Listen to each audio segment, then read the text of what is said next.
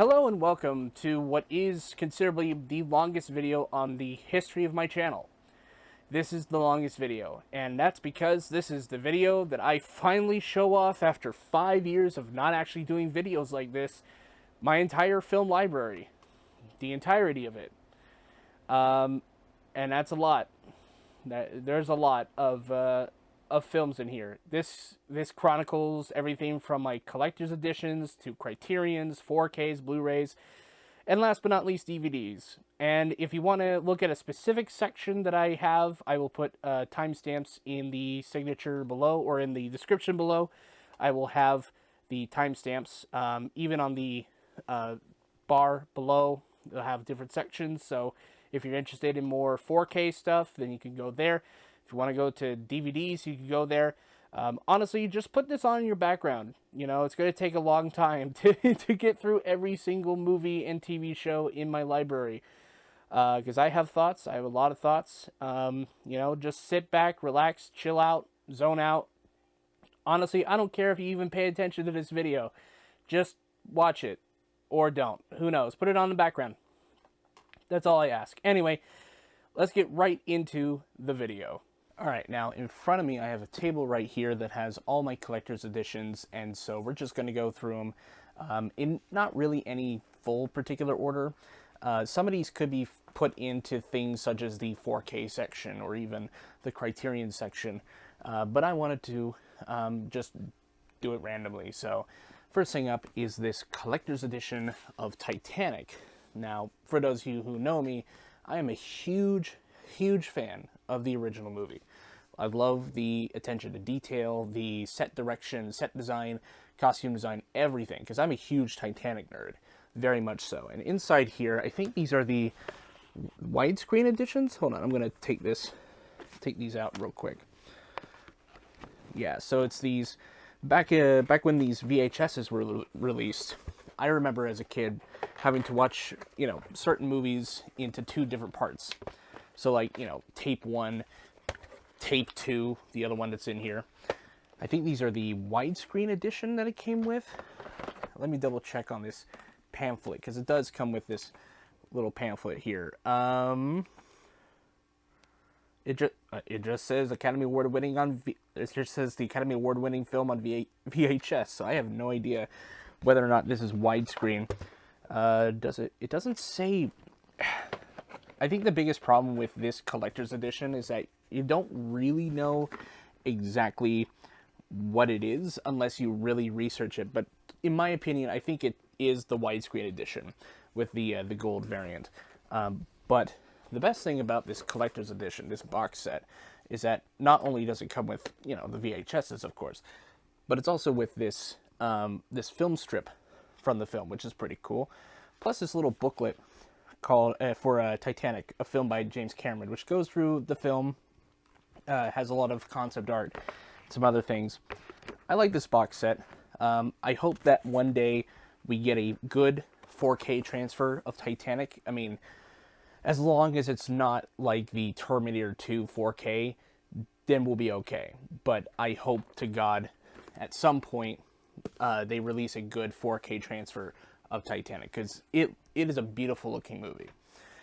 Moving on, we have Spider-Man, the limited collector's edition. They don't do collector's editions like this much anymore. Aside from the most recent one I've seen is like the Puss in Boots Last Wish one that you can get from like Walmart. But nothing can really be as cool as something like this. So this is a gift set with a bunch of stuff in it. You get a sealed reprint of Amazing Fantasy 15, which was the first introduction of Spider-Man. It comes with this lovely note, which is pretty nice. It's a nice little note. And then we have a exclusive print that was done by John Romita Jr., which is pretty cool looking. I love the look of that. This also comes with a film strip, which is pretty nice. This is from the scene where Doc Ock is like, "Hey, I'm gonna throw this pumpkin bomb at you, haha," you know. Then it comes with the widescreen special edition of the original movie, plus this weird Stan Lee Kevin Smith interview DVD, which is really cool. I found that outside of this, I found it at a dollar store for like $1, and I was like, oh my god, I get to watch like Kevin Smith talk about, comics with Stan Lee, and it was okay. It's an okay DVD. If you're a fan of like Stan Lee or Kevin Smith, you're gonna like that DVD a lot. But for me, wasn't always my thing. So that is the Spider-Man Collector's Edition. Next up, I have this Star Wars, the Skywalker Saga 4K digibook. I am notoriously, I hate digibooks, especially ones designed like this, because every time you get a digibook, it runs the risk of potentially damaging the discs, especially if they're DVD. But this is pretty solid for the most part, but it is like, you have to be really careful with how you take out the discs. This comes with a note that is somewhat signed by Mark Hamill. It's digital.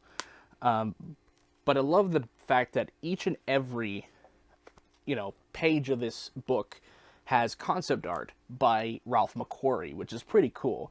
Especially if you're a huge Star Wars fan like me, I love the artwork that's put into this book. However, again, the biggest problem I have with these is that you have to take them out in such a particular way as to not damage the discs. I wish they had like a box set that was like the MCU when they came out with the Marvel Cinematic Universe box set. Granted, I'm never going to get that box set, by the way. It's like $1,000 on eBay. I'm like, why? Why did you have to make it so expensive? But in any case, it is nice to have all of them together in 4K, even if some of the transfers aren't totally 4K, which is a whole other discussion in of itself. Now, to contrast that, I have two different digibooks that do it way better than what Star Wars did. So first up is the Irish Folklore Trilogy, which comes in this nice little children's book aesthetic. Those old picture books?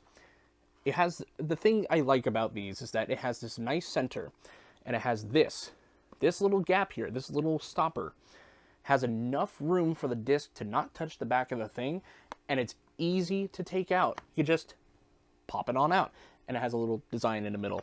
But the Irish Folklore Trilogy is one of my favorite animated trilogies of all time. It's done by Cartoon Saloon up in Ireland, which has their own segment in Star Wars Visions Season 2 next month, which is pretty cool.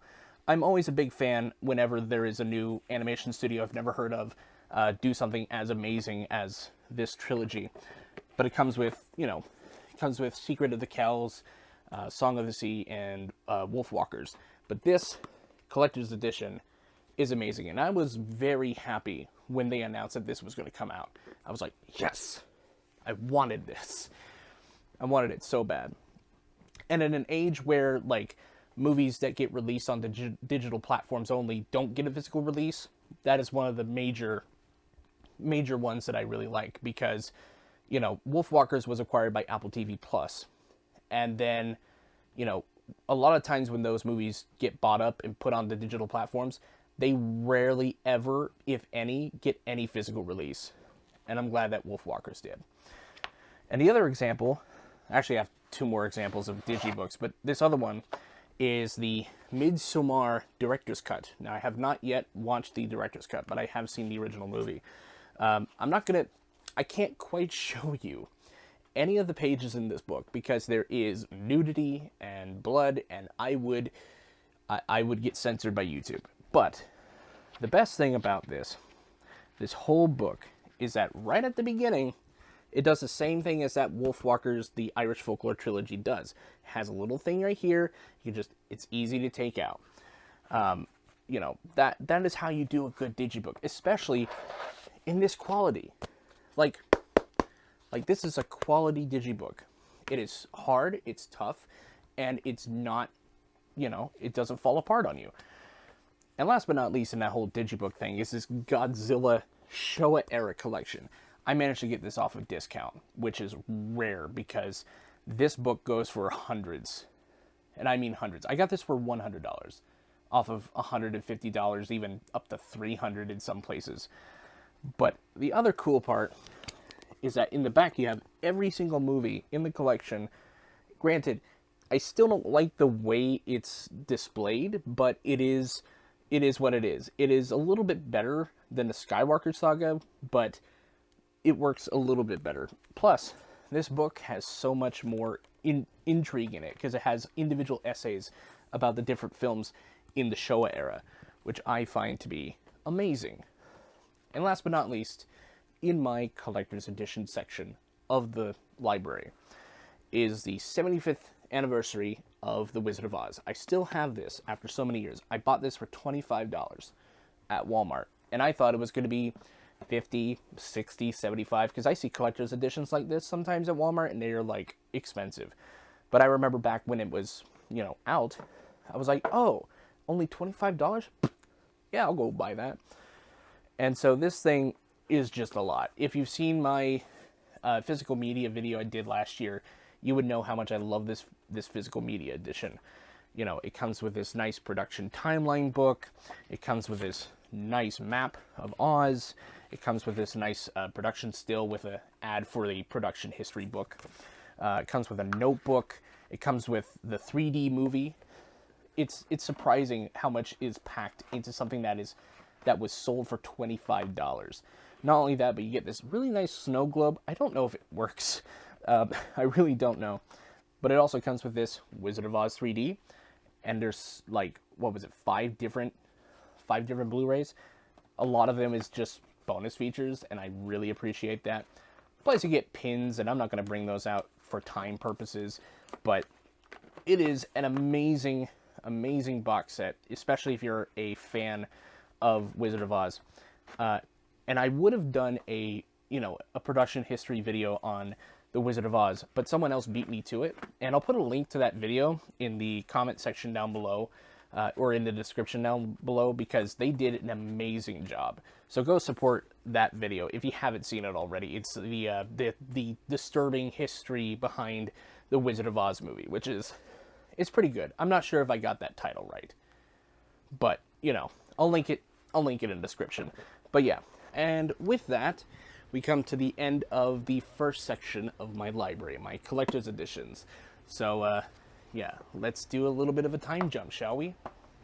And just like the great George Méliès, I have done magic. Anywho, moving on from the collector's editions, we have the Criterions. Now, I've already showed you the Godzilla Showa era, so that's not coming back into the fray. Now, how I like to organize my Criterions is just by spine number. Some people color coordinate, which is kind of odd to me, but to me personally, I like to just match up the spine number, go from 0 to 1000 or wherever the collection is now numerically. But yeah, starting off with the first Criterion I ever purchased for a film class, I had Seven Samurai. This is spine number 2. I will say this movie, I'm going to piss off some people. I'm sorry. It's a tad bit overrated. It goes a little bit over long, but for the most part, it's a good movie. It's just a little bit too long for me. It's like over 3 hours long. And sometimes there's like a little bit of repetition here and there, but for the most part, it's still a good movie, regardless of what I say, okay? It's still a good movie. Don't worry about it, all right? I love Seven Samurai, by the way. I do think it's good. But I do think it's a little overrated compared to other Kurosawa films, which, surprisingly enough, funny enough, I share a birthday with Akira Kurosawa. He was born March 23rd. I can't remember what year. I'll put it right here, I guess. But we were born the same day, just like decades apart, which is pretty cool. Not saying that I'm related to him in any way. I just thought it was a funny coincidence, okay? Don't bite my head off, all right? Next up, we have A Night to Remember. Now, funny story behind this one. I was over in Ireland when Prince Harry's first child was born.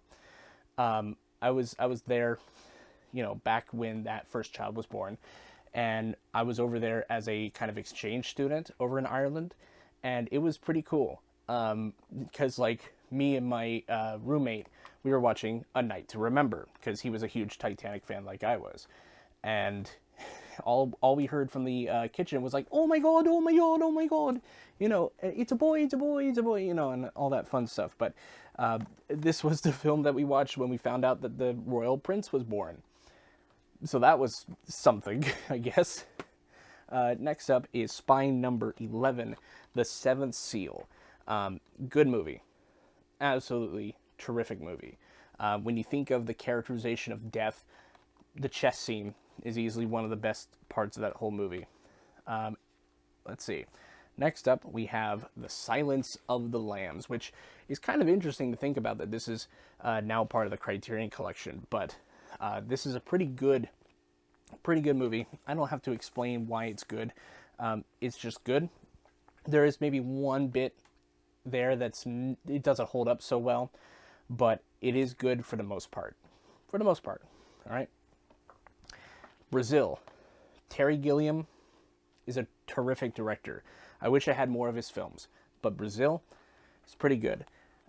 Also, Criterion, I don't think you're listening, but if you are listening, I would love to be on Criterion Closet. It would be my biggest dream, but that's besides the point. Let's move on. Rushmore.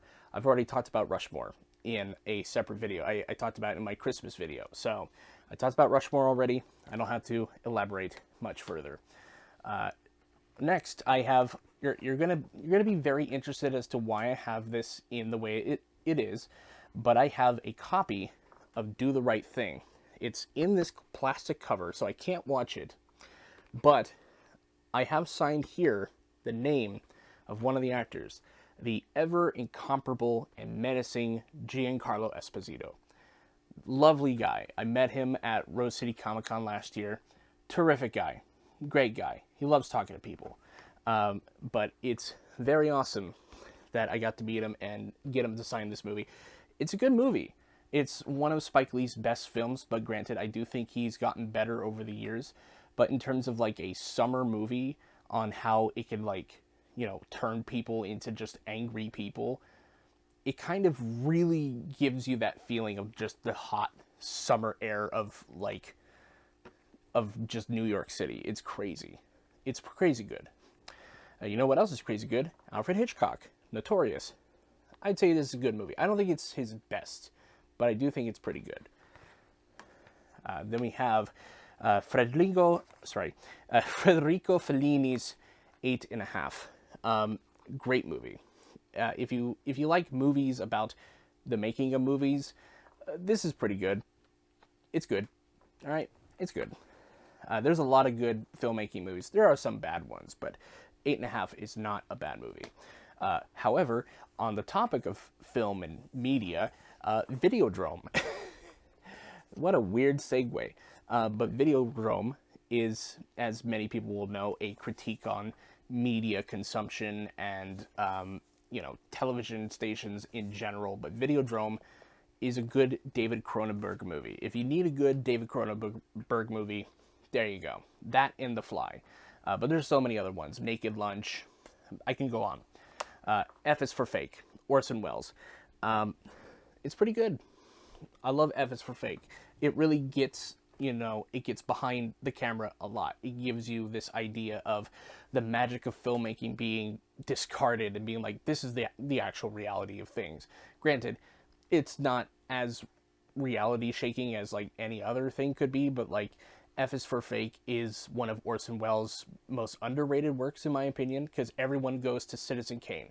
And for good reason. Citizen Kane's a good movie. But I think F is for Fake really takes the cinema verite and just twists it and being like, hey, this whole thing, fake as hell, Not a lot of movies really do that aspect, but I hope to one day make a movie like that, but I don't think so. Heaven Can Wait. I have not yet watched this. I got the suggestion from Nathan Lane, but I'm going to watch it at some point. Again, a lot of these movies, or at least some of these movies, I have not seen yet, and I do plan to in the future. Just don't bite my head off about it. If. I saw this, and I was like, you know what? I'm going to watch If. It's okay. That's all I'll say about that. Uh, then we have A Christmas Tale. When I was actually going to do a Christmas-related episode of the Criterion collection, or of the Criterion, videos that I used to do, or the Criterion Corner, that's what I called them. I might do another one eventually, but I was going to do one on A Christmas Tale, and honestly, I have no idea what I was expecting with the movie, but there's just so many directions this movie went that was like, oh, this is interesting. Oh, this is even more interesting. It's weird. Granted, it won't, like, again, maybe I'm overselling it. It's not a mind blower. It's just basically a family drama film that is set at Christmas in France. Okay, but for the most part, I enjoyed it. I might watch it again, but I don't think it's perfect. Granted, I might change my opinion when I rewatch it. And then we have Che. Che is good. Yeah, Che is good. Bit long, but it is split into two parts, so you have to watch part 1 and part 2. This is done by Steven Soderbergh, I believe. Yeah, Steven Soderbergh. Pretty good. Steven is a pretty talented director. Great guy. Wish I met him. Wish I met him. Let's see. Let's get these out. Get these over here. All right. I'm going to try to rapid fire a lot of these. So, Paths of Glory. Good war film. Good. It's good. Hus, or Husu. I believe that's the Japanese pronunciation. I might have butchered it, but House. House is good. It's iconic, and I do remember that Bill Hader wore a House shirt on the Criterion Closet, so don't worry about that. Kronos, one of Guillermo del Toro's films in his trilogy. His oh god, I can't remember what the trilogy name is. They had like a box set for it, but Kronos is one of the 3 in that trilogy. Blowout. I got this off of eBay, and I like the idea of this movie. The very fact of, like, capturing something horrific on tape that no one else has had is kind of interesting. It's kind of an interesting story. I've already talked about The Great Dictator, so I will make sure to link that video as well in the description down below. But that was the first film I talked about for Criterion Corner, and I was kind of going back and forth about releasing that episode because, January 6th had already happened, and I was like, okay, well, the timing of this is kind of weird, but it is worth talking about. It's worth discussing the rise of fascism in America, but yeah, through the guise of The Great Dictator, at least. I don't think I did a tremendous job with that video. I don't know. It's up to you guys. What do you think of that video? If you watched it, at least. But I will link it in a description. The whole playlist, by the way, the whole playlist for Criterion Corner will be put in the description below. So, moving on. 12 Angry Men. Good movie. If you need an example of good character-based writing, this is it. This is how you do character interactions, character drama.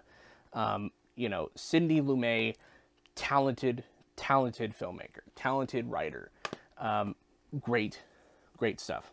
I can't go on about that. That's good. Godzilla. Now you may be confused. Why do you have this version of Godzilla when you have the Showa era, which includes this one? Well, because I didn't want to let go of it. Because this was the first Godzilla film I ever bought. And then that came out and I was like, oh, now I gotta buy that. Alright, moving on to the second stack here. I had to pull these out of my shelf. If you look behind me, right over there, behind that row is where I put all the movies. Like, I wrap it around my my whole set. So, let me just slowly move this out of the hole here. Alright, cool. Next up, we have Anatomy of a Murder. I have yet to watch it. I need to stop saying that. I'm going to piss so many people off. I am so sorry. I will offend everyone on this video. So, but yeah, Anatomy of a Murder. I keep hearing it's a good movie. I will get around to watching it. It's on my watch later list, as well as A couple hundred other movies, but we won't talk about that. Being John Malkovich, one of my favorite screenwriters, Charlie Kaufman, wrote the script for this movie. I love Eternal Sunshine. You guys are gonna hate me. I have not yet watched Being John Malkovich. I don't know. It just feels like a daunting movie. I've seen Synecdoche, New York. I've seen, I'm thinking of Ending Things. I've seen pretty much every single movie Charlie Kaufman has ever wrote and or directed, except for Being John Malkovich. I have no idea why. I will get around to watching it. Don't bite my head off in the comments. Rosemary's Baby. Controversial film today because of the director.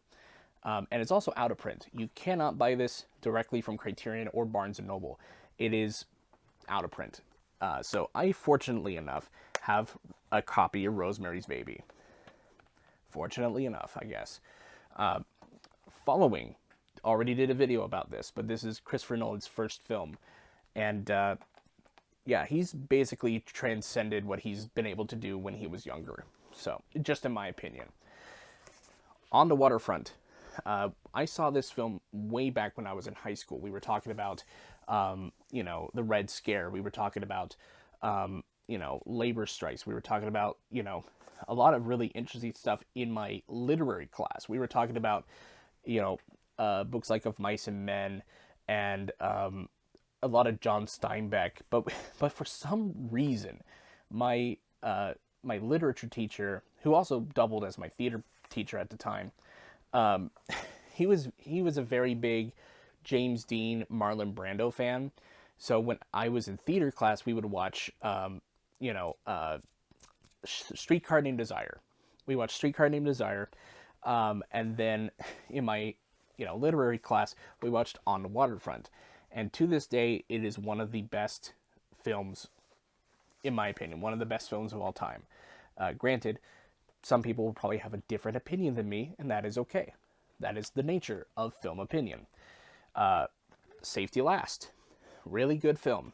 Again, Buster, I believe, hold on, am I getting this right? Sorry. Harold Lloyd. Harold Lloyd, great physical actor. Harold Lloyd is like in history, in terms of physical action, everyone goes to either Buster Keaton or Charlie Chaplin, but Harold Lloyd also needs to have the same respect, in my opinion. The Devil's Backbone, again, another film in the Guillermo del Toro trilogy in the Criterion Collection.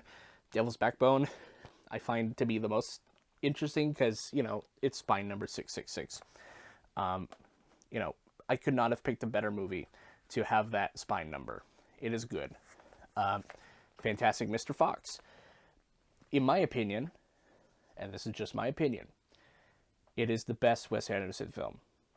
And the only one I can mostly tolerate. Because there are some Wes Anderson films I just could not stand. But Fantastic Mr. Fox is really good. Stop motion is great. All the acting is good. I think the story is there. And it's an adaptation of a pretty good book as well. But, yeah. Anyone a fan of the Beatles? Hard Day's Night. This documentary I remember watching parts of in film school. And it was really interesting to talk about the legacy of a film like Hard Day's Night. But, yeah, that's the end of my discussion on that. Hey, and speaking of Britain, do you want to traumatize your kids? Watership Down. You want to traumatize your kids? Watership Down. I remember watching Watership Down on VHS. And let me tell you, I couldn't look at rabbits the same way at all. I could not look at rabbits the same way. Granted, I have not seen this in, I'm going to make a conservative estimate, 15 years, 15, 16, 17 years. I was fairly young, but Martin's film is just nuts.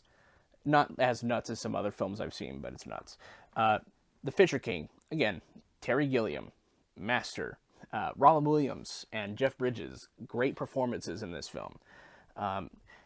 It's kind of weird because I also recently saw a film called With Honors, which has Joe Pesci as a homeless or a homeless bum living in Harvard in the furnace in the basement, not in the furnace. Oh God, no. He lived in the basement of the library and had Brendan Fraser. And it seems like in the 90s, there was a push to talk about homelessness in some films, especially when it came to The Fisher King. And famously, Robin Williams in that movie was like, hey, why don't we have, if I'm going to be part of this movie, why don't we just, hire on homeless people and actually pay them and, give them food, be part of the film, which I find to be pretty great for the time. We still have an issue with homelessness even today, but I wish we could address it pretty honestly. So, Inside Llewyn Davis, great movie. Coen Brothers the Coen Brothers are some of my favorite directors. They made, Oh Brother Where Art Thou, which a lot of people don't think is their favorite. Granted, it's one of my favorites, but it's not their best. And they make a lot of good movies. The Player. I have not yet watched this movie, but I like the conceits behind it. So I will watch it eventually. Fantastic Planet. Great animation. Great art direction. For the time, it was pretty great. It's pretty trippy, but it's good. It is good. Definitely check it out. Doctor Strangelove. This is a good movie. This is a good movie about the comedy of errors. This is a good movie about war. It's a good movie about so many different things that I'm not going to get into. So, yeah, we're moving on from war to the Before trilogy. God, I am the worst at transitions, aren't I? But the Before trilogy is really good. I don't have to explain why it's good. It's just good. It's good on a character writing basis. These movies don't have a plot. You have to understand, if this is the first time you're watching the Before trilogy, you're not going to sit there and say, oh, the plot is just so great. There's so many great reveals. No. The conceit behind the original movie was that it was a hypothesized conversation that he would have had, like Richard Linklater would have had with this girl that he met up with randomly in like a city he had to, stay at. And the entire trilogy kind of follows that progression. And it's pretty good. And I watched these with my mom, and she did not like Before Midnight. She did not like the energy behind that. But in my opinion, Before trilogy is one of the best love movies and talking about relationship type movies. Richard Linklater is such a reserved filmmaker. I've never seen him ever do a crazy thing with a movie. He's very reserved, and it makes a lot of the more mundane moments oddly feel special. And I think that's why the Before trilogy kind of stands out for a lot of people, is that in its mundanity, you get the sense of the characters, because the characters are just so well written that you just don't want that conversation to end, especially with the first Before film. Different conversation for the rest of them, but I really like the Before trilogy. Pan's Labyrinth, the other film in the Guillermo del Toro trilogy. This is good. It is a good movie. One of my favorite Del Toro films, if not my favorite Del Toro. Granted, that's probably me being basic, but, and speaking of Richard Linklater, oddly enough, Boyhood. I remember the conversation around this movie, and it being like, oh man, this, Richard Linklater, went for like 15 years and trying to make this movie happen. And every year or so, they would catch up with the actors and just see how it aged. And there are movies that do a similar thing to this, especially documentaries. I can't remember the name of the documentary, but it follows these kids as they grow up over the decades, and each installment of this series of documentaries documents their lives. And I can't remember the name of the movies, but this movie, I think Boyhood is kind of good. Do I think Patricia Arquette should have won for best supporting actress or best actress? I can't remember which one it was that year, but did she deserve it? Maybe. I don't know, but I do think Boyhood is an interesting experiment of a film that is maybe ultimately too long. Maybe. But it is, granted, I haven't seen this since it came out, so I'm going to have to rewatch it at some point. But I do remember, some of it not holding up so well. So, yeah. Uh, Barry Lyndon. Barry Lyndon, good. It's good. Most Kubrick films are good, but they're also problematic because Kubrick is not a terrific, well, he's a terrific director. He's just not great at emotional awareness. Let's just say where that is. All right, sorry for the voiceover, guys. Apparently, my microphone did not pick up what I was saying in the Criterion section. So, what we're going to do is that I'm going to do a little bit of voiceover of what is inside of this collection, what I have left. So, let's go on through and talk about it. So, I'm pulling up Philadelphia Story. I thought it was pretty good. It's a good comedy, good romantic comedy. I love Jimmy Stewart and Cary Grant and Katharine Hepburn, all of which are really good actors of the time. I love them so much. So very much. All right, Code Unknown. Michael Haneke is a great director. I mentioned in this part that apparently he shares the same birthday as me, as well as Akira Kurosawa, which I mentioned earlier in the Criterion section. But I think Code Unknown was pretty great. I saw it in an international films class. It was pretty good. Pretty good movie. Definitely watch it if you haven't seen any Michael Haneke films. Breakfast Club. Everyone and their mom is saying, The Breakfast Club is a good movie. It's a good movie. It does have its issues. But people do complain sometimes about how, the Criterion Collection is appealing more to popular films and not about the indies or even the art house underground films, which I do think there's a space for, but sometimes you need a bit of a pick-me-up sometimes with a well-recognized movie. And I do want to remind everyone that Armageddon was one of the first films to be put in the Criterion Collection on DVD. Unfortunately, it's out of print and not really part of the collection as a Blu Ray or a 4K, but that is what helped sell the movies. Like, everyone keeps forgetting that Criterion is a distribution company. Daniel Blake. I have not seen this documentary yet, but I do plan to at some point. Night of the Living Dead. Good movie. It was a pretty big stepping stone for the zombie subgenre of horror. I mean, it could even be counted as its own genre, but, it's a classic for a reason. And then we have Dead Man, Jim Jarmusch. Good director. Dead Man, part of it was filmed in my home state. And I've actually been to where they would have shot one of the scenes, and it was pretty cool. I don't really have much else to say about Dead Man. It's a good movie, has good performances. And then we have Bull Durham, which is a baseball movie. It's baseball. What can go wrong? Then we have Sex, Lies, and Videotapes by Steven Soderbergh. I have not seen this movie, but I'm a decent fan of Steven's work, so I'll have to watch it eventually.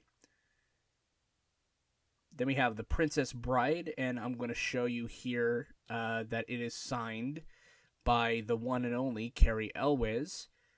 Great guy to meet in real life. I love the movie. I like Rob Reiner's direction. I like Cary Elwes in the movie. I like Billy Crystal.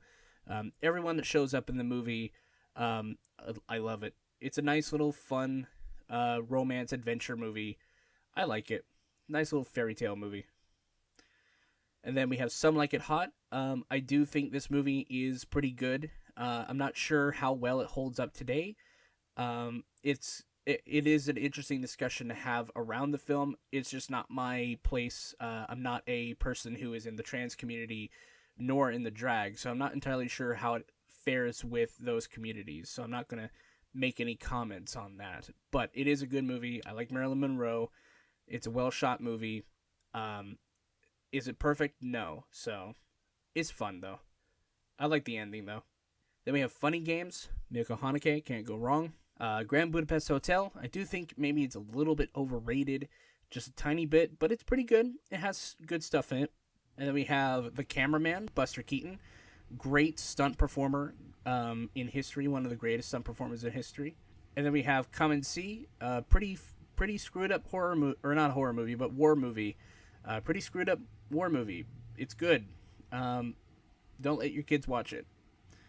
Then we have War of the Worlds. This is one of the original films, film adaptations, and it's pretty good. I like it. It's a good movie. That's all I really have to say. I like pulpy sci-fi stuff. It was just right up my alley. Plus, it's War of the Worlds. It would be pretty interesting though to do a whole like comparison video of all the different versions of War of the Worlds that has ever existed, like Cold Crash Videos' video on The Thing from Another World, but that'll take a long time. Parasite, good Bong Joon-ho film. Love his direction. Love the story. I also love the design of the box. I like it. Then we have Defending Your Life. This movie is pretty interesting. It's pretty good. I've been trying to watch it again at some point for a different project I'm working on. So, yeah. Afterlife is also a good movie. It's a really good movie. It's pretty interesting how both Defending Your Life and Afterlife have two different ways of personifying the afterlife and spirituality. I like it. I like both of them. Afterlife is a really unique movie, and I really love that movie. And then we have Arsenical Lace. Cary Grant is amazing in that movie. Frank Capra did a good job with the direction. One of my favorite comedies of all time. It's just well done. Comedically, slapstick. It's just all well handled. And then we have WALL-E. WALL-E's a good movie. It makes sense why it's in the Criterion Collection, even though there are a bunch of people who are bitching about, oh, it's not highbrow enough. It's not, Criterion's thing. And I'm like, I don't know. It feels like the most like a Criterion movie that would be distributed. And it deserved it. It really did. And might I remind people, once again, Armageddon by Michael Bay is a Criterion film. So you can't complain there. WALL-E makes sense for the collection. Stop whining. And then the last of the films in my collection is the Miko Haneke trilogy. And I can't remember what's all on the Blu Ray, but there are 3 more films. It does not have The Piano Teacher. It's probably one of the only few Miko Haneke films I do not have in my collection. So yeah, that's the end of my voiceover. So hopefully back to better audio. And now, new shirt, new day. Let's talk about the 4Ks in my collection.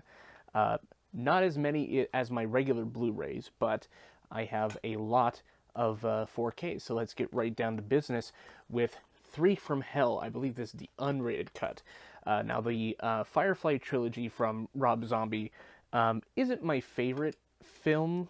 This is it's not one of my favorite films, but I do think House of a Thousand Corpses or even Devil's Rejects is probably his best. But 3 from Hell, sorry, I'm gonna restart.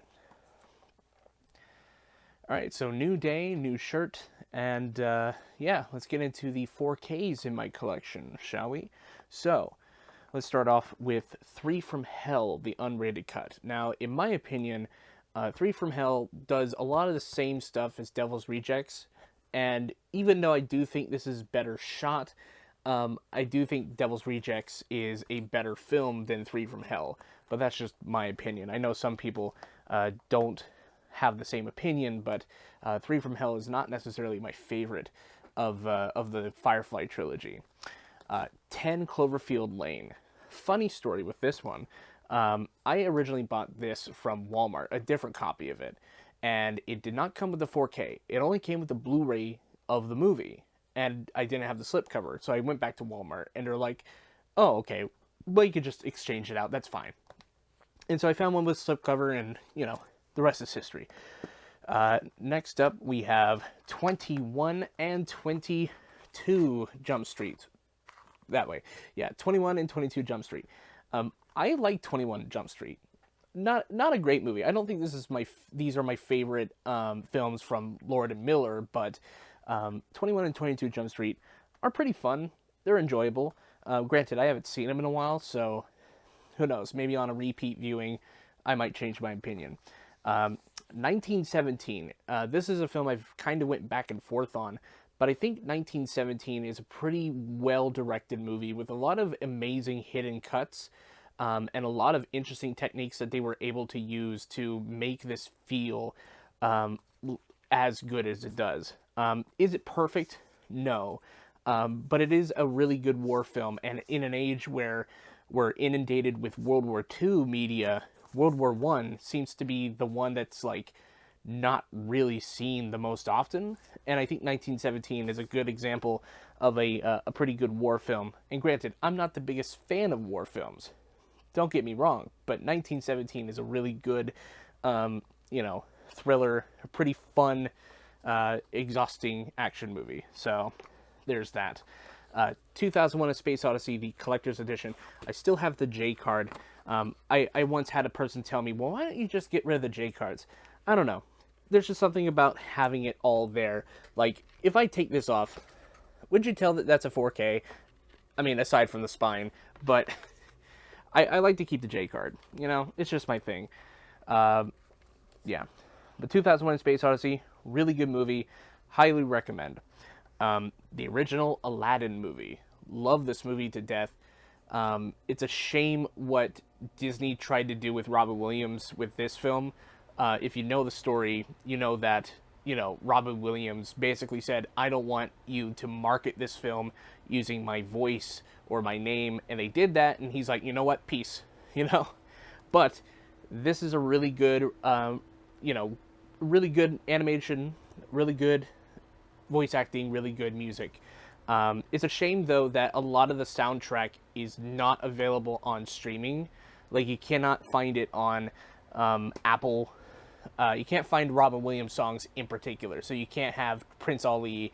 You can't have Friend Like Me, which is so unfortunate. But some of the other songs are on streaming platforms. But it's just those songs can't listen to them on streaming platforms, and I can understand for reasons. So next, Animal House. I did a whole video on this when I lived at U of O, so find that if you will. Apocalypse Now, the final cut, which also comes with so many other different cuts. It includes the original cut, Redux, and the Heart of Darkness documentary. And the Heart of Darkness documentary is a really good behind-the-scenes documentary. If you've never seen Apocalypse Now, that is a good behind-the-scenes story about the film. Arrival. I still maintain that this is one of my favorite Denis Villeneuve films, mostly because of what it talks about, mostly because of how it's structured, and the visuals in this film are amazing. And they're iconic, in my opinion. And this is a really good performance by Amy Adams and Jeremy Renner. Forest Whitaker is okay, but I love Arrival. Arrival was my favorite film of 2016 or 17. I can't quite remember the year when it came out, but I do remember putting that at the top of my list when I made that list years ago. Baby Driver, really good movie. Sucks it has Kevin Spacey in it, but it is cool that Kevin Spacey's character gets run over by a car. I don't wish any ill will on anyone, but I am happy that this movie has that scene. But Baby Driver is well done, and Edgar Wright has an amazing career. Even with Baby Driver, even if that was good, I do think it is his weakest film, but it is good. It is a really good film. Back to the Future, the trilogy. I have a bunch of other different versions of the trilogy. I have one that's Steelbook for Blu Ray. I also have the Digibook for Blu Ray. I also have the DVD trilogy. I have the VHS trilogy. Again, I have so many physical copies of the trilogy. It's nuts. Bad Times at the El Royale. I love this movie. It's great. And I know that some people did not like it when it came out, but I do remember going to see this movie and then going to a film festival afterwards where I talked to the set designer for Nightmare on Elm Street 4. Him and I just kind of geeked out on Bad Times at the El Royale. Batman, Soul of the Dragon. I have yet to watch it. I've been trying to catch up with a lot of the DC animated films that have been straight to DVD, and that is one that I have not seen yet. So I will eventually watch it, but I hear it's one of people's favorites of the new line of animation, other than I can't remember the darkness that came to Gotham or some. It's a new one. I can't remember. And speaking of Batman, the Batman. If you saw my video for best films of 2022, you would notice that that was one of 2 comic book films that came to light in that year. So, yeah, I do maintain that The Batman is a goodish movie. Not my favorite Batman movie, but it's a good movie. And speaking of Batman, Beetlejuice. Beetlejuice is good. Watch it. That's all I have to say. Blade Runner, the final cut. This also comes with the other cuts as well, which is good. The whole history behind the different cuts is insane. So if you haven't learned about that, you should. Blade Runner 2049, really good Denis Villeneuve movie. Ryan Gosling's great. I love the story. Lady Knight did a great video essay on Blade Runner 2049 that I recommend to everyone. Bumblebee, good Transformers movie. It's good. It's good. I know people don't like it because it's not the Bayverse. I don't like the Bayverse. I'm sorry. I love the Steelbook for Christine. This is a good Steelbook. I love the fact that there's like these little quotes at the bottom for like how to, like, it's like, don't wait until someone punk busts your glasses. Let Christine demonstrate to you and those punks what terrible things happen when they mess with the wrong car. Like, I love these little writings. It makes it look like a pulp novel. But it's a really cool 4K Steelbook. Really good stuff. Then we have Close Encounters of the Third Kind, the 40th anniversary. I bought this exclusively because I was, taking a class on 80s blockbusters. And this was one of them. And it was a really good watch. I haven't seen it in a while. But I will get around to watching it again eventually when I do my Spielberg retrospective in a few years. But, yeah. Cloverfield. Good. It's a good little found footage movie. I don't know if it holds up as well as other found footage movies, but I think Cloverfield has a very interesting fan base. Coco. Do I even need to mention how good of an animated movie that is? Even if it's not as good as other animated movies, it's a good animated movie. Then we have Color Out of Space, a H.P. Lovecraft-inspired movie with Nicolas Cage. What could go wrong? It's not great, but it's also entertaining, I guess. But the director is kind of an asshole, so just my 2 cents there. The Cornetto trilogy. I am happy that this got a 4K upscale, but I hate the fact that this does not have the cream white box cover that the Blu Ray collection has.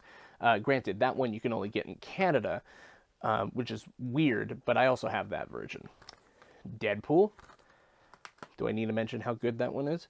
Deadpool 2. Not as good as Deadpool 1, but really fun. Then we have Dr. Sleep.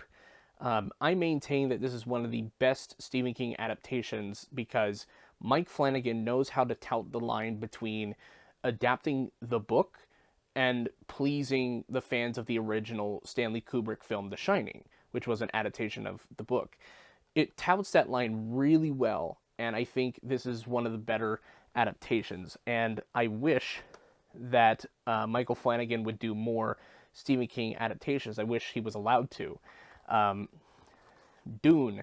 We're getting Dune 2, and I'm happy to hear that Dune 2 was shot with 100% IMAX cameras, which you get more of the image, which is great.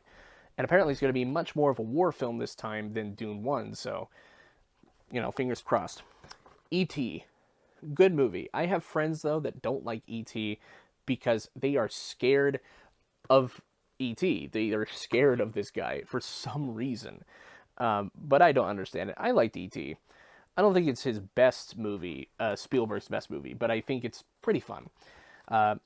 Everything Everywhere All at Once. Good movie. I know it has, it has its detractors.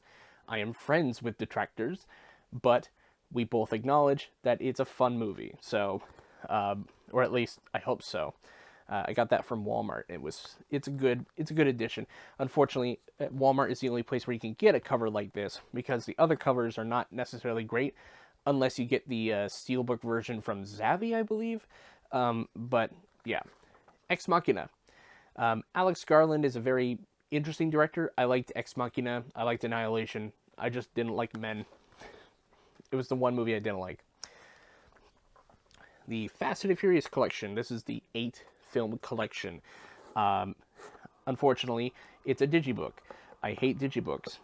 Sorry to say. But I am gearing up, to watch Fast and Furious 10, and I've only seen a handful of the Fast and Furious movies, so I am going to be watching all the other Fast and Furious movies. And I've reviewed a few of them on this channel, so, I might just do another, speed round of film reviews for all of the films, including Hobbs and Shaw. I know it's not part of the main timeline necessarily, but it's a Fast and Furious movie. And then, of course, we got F9, which has John Cena as the long-lost brother of Don Toretto. God, what a weird soap opera it is. Finding Nemo. Can't go wrong with that. I love that movie. Love that movie to death. I don't, Finding Dory is not as good as Finding Nemo, but Finding Nemo is just really good in its own right. Free Guy. I don't know. I like fun. It's not perfect. It's not even that great of a movie, but I do find some of its philosophical elements of free will to be pretty interesting.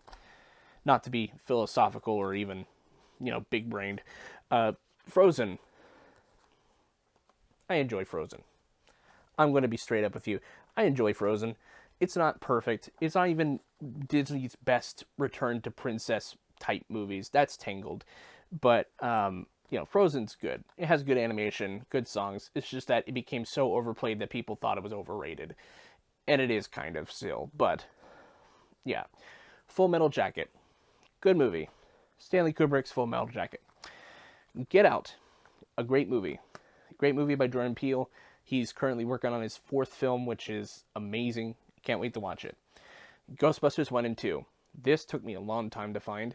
I specifically wanted this steelbook because I remember the VHS tape that had this similar looking look, with the red borders. I remember that fondly. And then Ghostbusters Afterlife. I don't like this cover. I will be straight up with you. There is way too much space in this section here, and this is the most uninspired piece of art for Ghostbusters Afterlife. There is so many better images you could pull, but it's fine. It's still fine. That's all I'll say on that. Godzilla, 2014. I like the scale of this film. I've already talked about Godzilla before, but I think this is a pretty fine movie. It's just that it's way too dark in terms of, the look of the movie, not in terms of themes. Don't get that twisted. However, people really, people at Warner Brothers were like, well, the last one had not enough monsters. It wasn't as colorful. So let's do Godzilla King of Monsters. This is the best of the WB Kaiju verse, or the Titan verse. They call them Titans, not Kaiju. That's the big distinguisher between the American version and the original version. But King of the Monsters, I felt was pretty fun. It was really great. And everyone did an amazing job.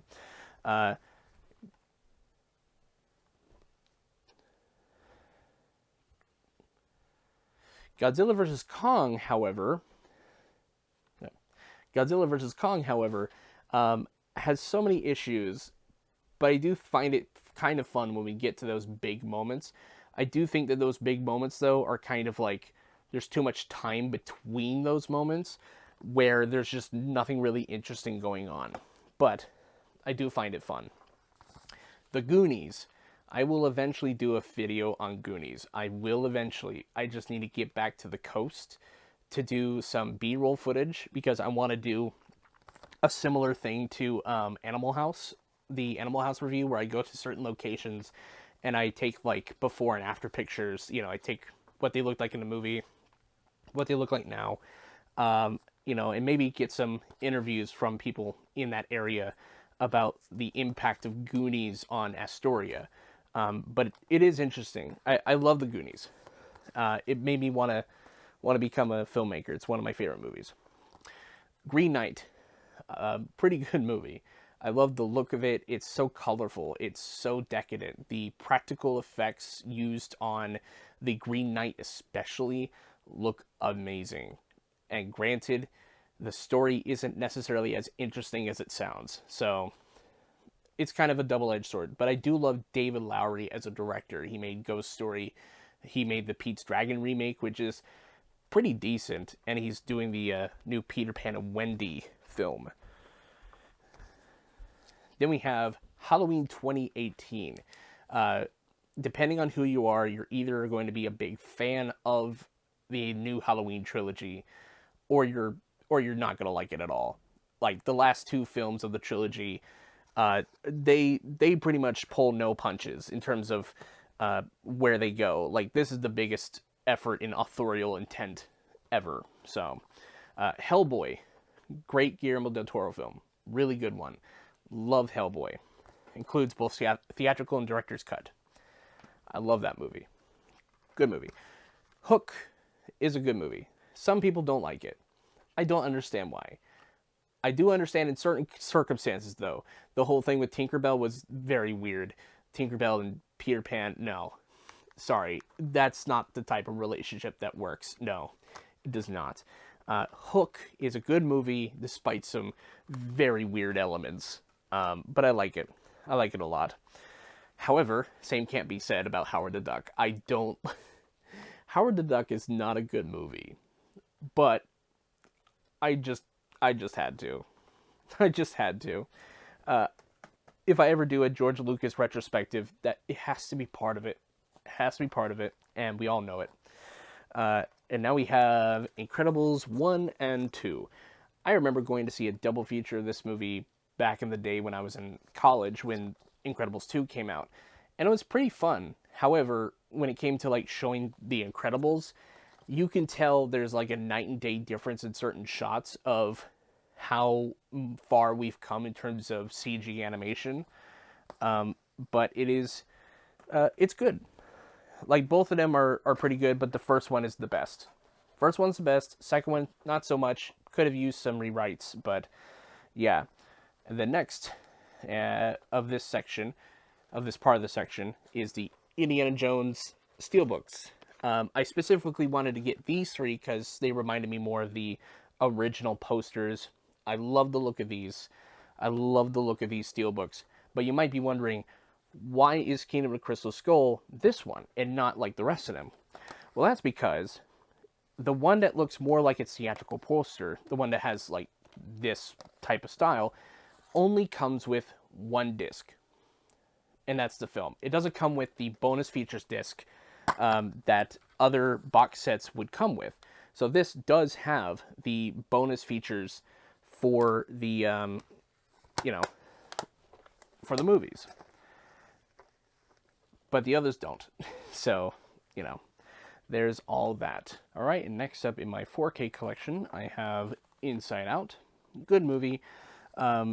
My only issue, though, is they're making a sequel, which I'm really curious to find out about. And this is the first time that they've done a sequel to a established movie in years, like Inside Out. And I'm really curious to find out what they do with it. Yeah. And then we have Interstellar. A lot of people say that this is not the best Chris Nolan movie. I find it to be pretty good. It does have some emotional bits that I like, but is it perfect? No. Is it as good as other Chris Nolan movies? Probably not. But I do find it to be really entertaining and fun. And then we have The Invisible Man. This was a pretty good reimagining. I liked it. David Gordon Green, hold on, is it David Gordon Green? I could be very, very wrong. Oh, sorry. Lee Winnell. Lee Winnell did an amazing job. And that was after he did Upgrade, which is another good film. Jaws, good film. I did a review of it. Go find it. Jigsaw. Easily my least favorite Saw movie. I'm just going to be straight up with you. Jigsaw is not my favorite Saw movie. And it's kind of gross. I don't like it. Then we have the John Wick trilogy. Or at least, now it's not a trilogy anymore because of Chapter 4. But I like the John Wick movies. However, I do still have a problem with the John Wick films in that they keep getting longer, and it tests your patience with how often there is action scenes. And, you know, I love the action. It's all well directed, all well choreographed. It's all there. But it is a little bit trying, you know. It is just a tiny bit trying nowadays. But granted, they're still good movies, regardless. Jojo Rabbit, good movie. Good Taika Waititi movie. Can't wait for his next movie. Jumanji. I had to get this steelbook. I really did. I don't know what the quality of the picture is for Jumanji itself, but this steelbook is such a godsend. However, there is a missed opportunity where they could have just had a different type of case where you could just open it up like the board game. You would still have the same effect of having the movies on the inside, but you could still have, you know, those two sides being like the board game. But I can't complain. It's still a solid looking steelbook. I can't complain about that. Jurassic Park Collection, the 35th anniversary. This includes Jurassic World. 25th anniversary. Did I say 35th? It's 25th, because it says that. I like the cover of this. Again, still not a fan of the whole digibook, but they are mostly good movies, except for the third one. Third one's not so great. And then Jurassic World, it's decent, but Fallen Kingdom is not great. Dominion's worse. I don't have Dominion for a lot of reasons. Justice Society World War II. I thought this movie was pretty interesting, especially with you know, I won't say much more, but if you are familiar with how this movie shapes up, it's very interesting what they do with Aquaman. Holy shit. Then we have the Karate Kid Collector's Set. This is a beautiful box set. I don't know who did this box set, but look at the illustrations on the back, though.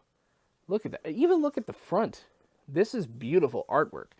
I can't really speak to the image quality of each of the movies, but I'm a huge Karate Kid fan, and I'm excited to see what happens with Cobra Kai, what that final season is going to be like. But Karate Kid trilogy, really good movies, although the third one is kind of weird, and we don't talk about the next generation. So anyway, Kingsman. The second movie is not so great, but the first one I fell in love with. I love the first one. The second one is not so great. The King's Man, which was the prequel to these movies, it was decent. I thought it was a decent movie. It does have its moments, but it's not as good as the first movie.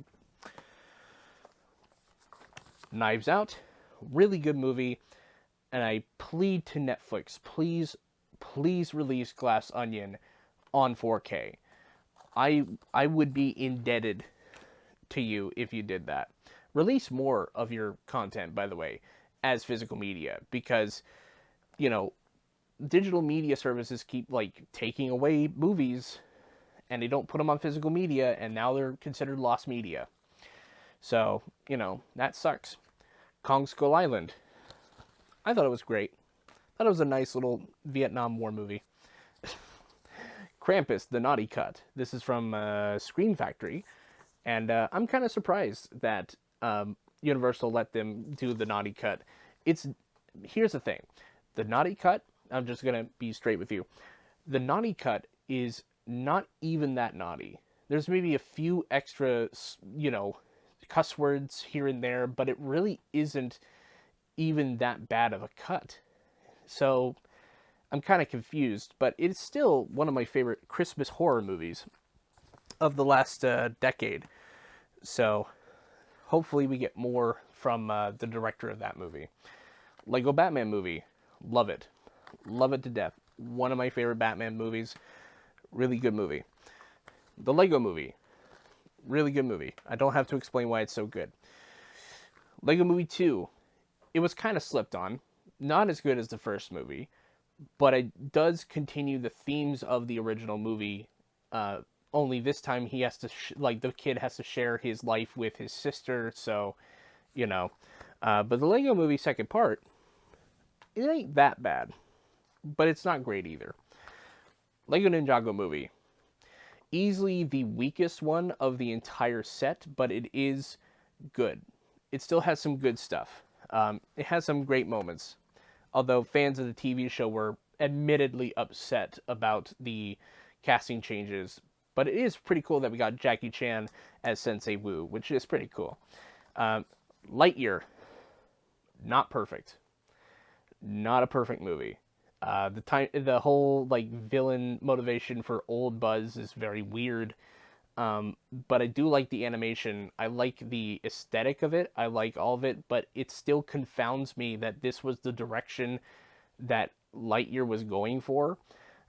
Because I don't think Andy would have sat through this movie. Even though I like it. I don't think Andy would have sat through that movie. Luca, on the other hand, is a good movie. It's a very good movie. I'm glad this got a physical release because I think it's a nice little change of pace of a movie. I like it. It's good. Logan. James Mangold is doing the next Indiana Jones, the last Indiana Jones movie. And Logan is a pretty good movie. A pretty good swan song movie. And I think now it seems to be the repertoire of James Mangold to do big send-off movies. So, there's that. I like the fact it does come with a 4K version of the black and white cut, which is great. I love the black and white cut. Although, I will admit, it does lose a little bit of color. Duh, because it's black and white. Haha. Funny joke. I'm going to go through this next section because this is all the MCU. I'm going to go pretty quick through this section. Not a lot of thoughts, so let's go Iron Man, The Incredible Hulk, Iron Man 2, Thor, The First Avenger, Avengers, Iron Man 3, slept on. I like that one. Thor: The Dark World, not good. The Winter Soldier, Guardians of the Galaxy, Avengers: Age of Ultron, Ant-Man, Civil War, Doctor Strange, Volume 2 of Guardians of the Galaxy, Spider-Man: Homecoming, Thor: Ragnarok, Black Panther,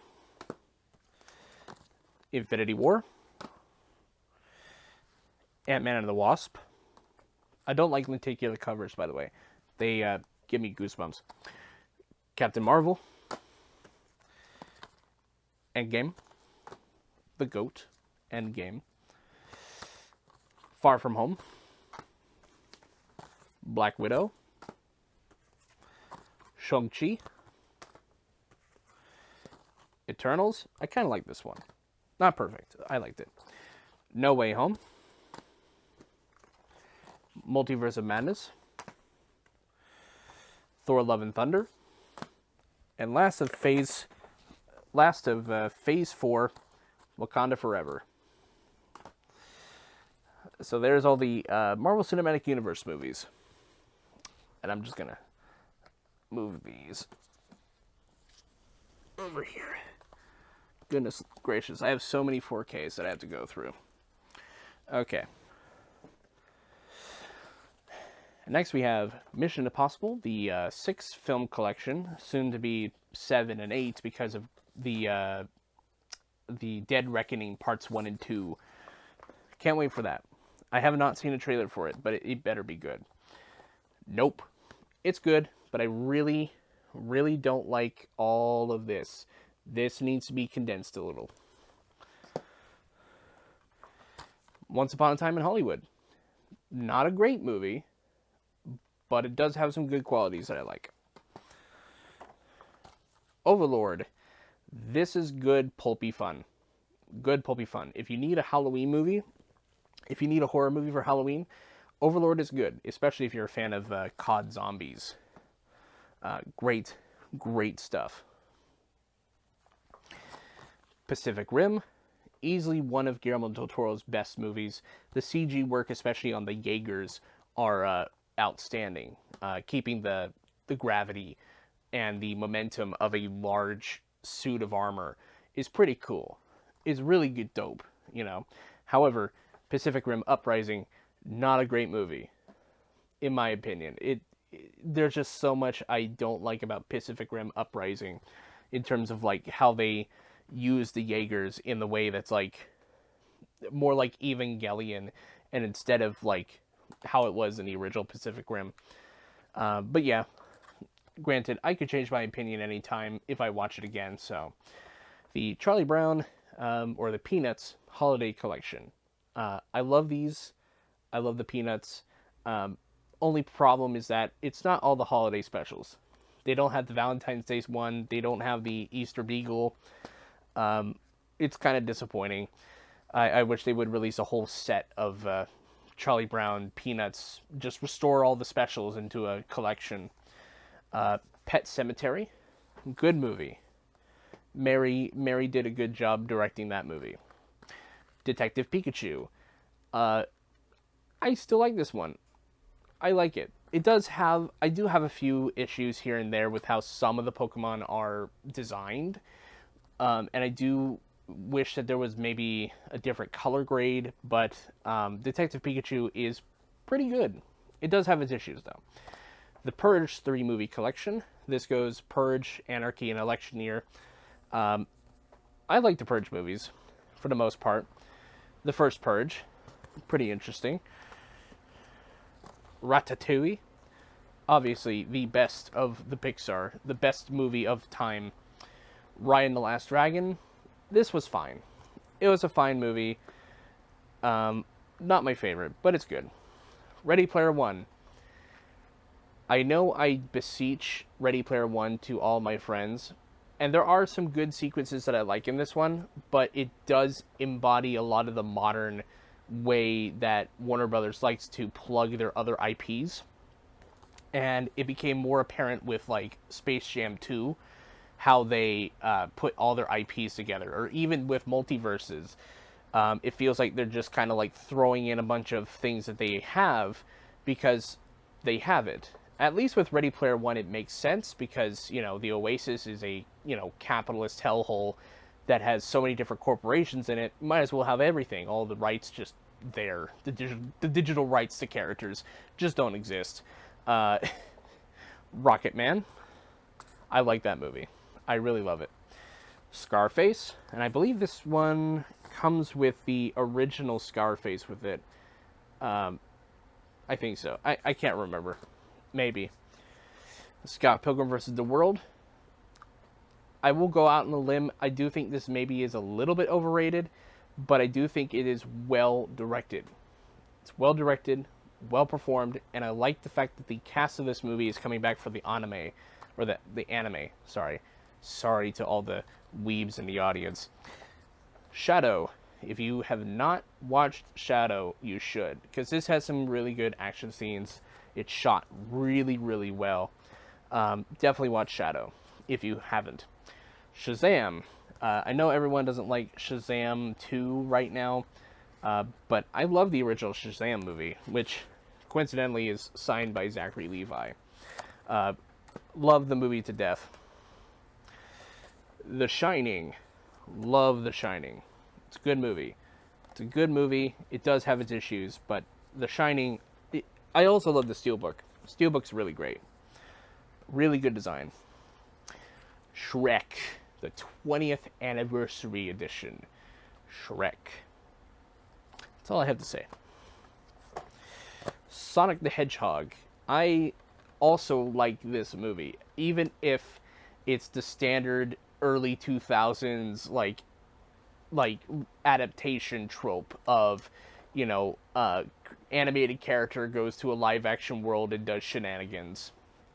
it's done the Rocky and Bullwinkle. It did the Yogi Bear. It did Alvin and the Chipmunks. In fact, I mean, this movie even kind of parallels certain aspects of Hop, if you can believe it, especially with James Marsden in it. But, you know, I enjoyed it. I particularly liked Jim Carrey's performance. Everyone points to Jim Carrey's performance. It is the best part of that whole movie. I do not have the sequel, though, which is unfortunate, because I do want to get the sequel soon. Spaceballs, good movie. It's a good movie. Okay, controversial opinion time. I don't think Spaceballs is Mel Brooks' best film.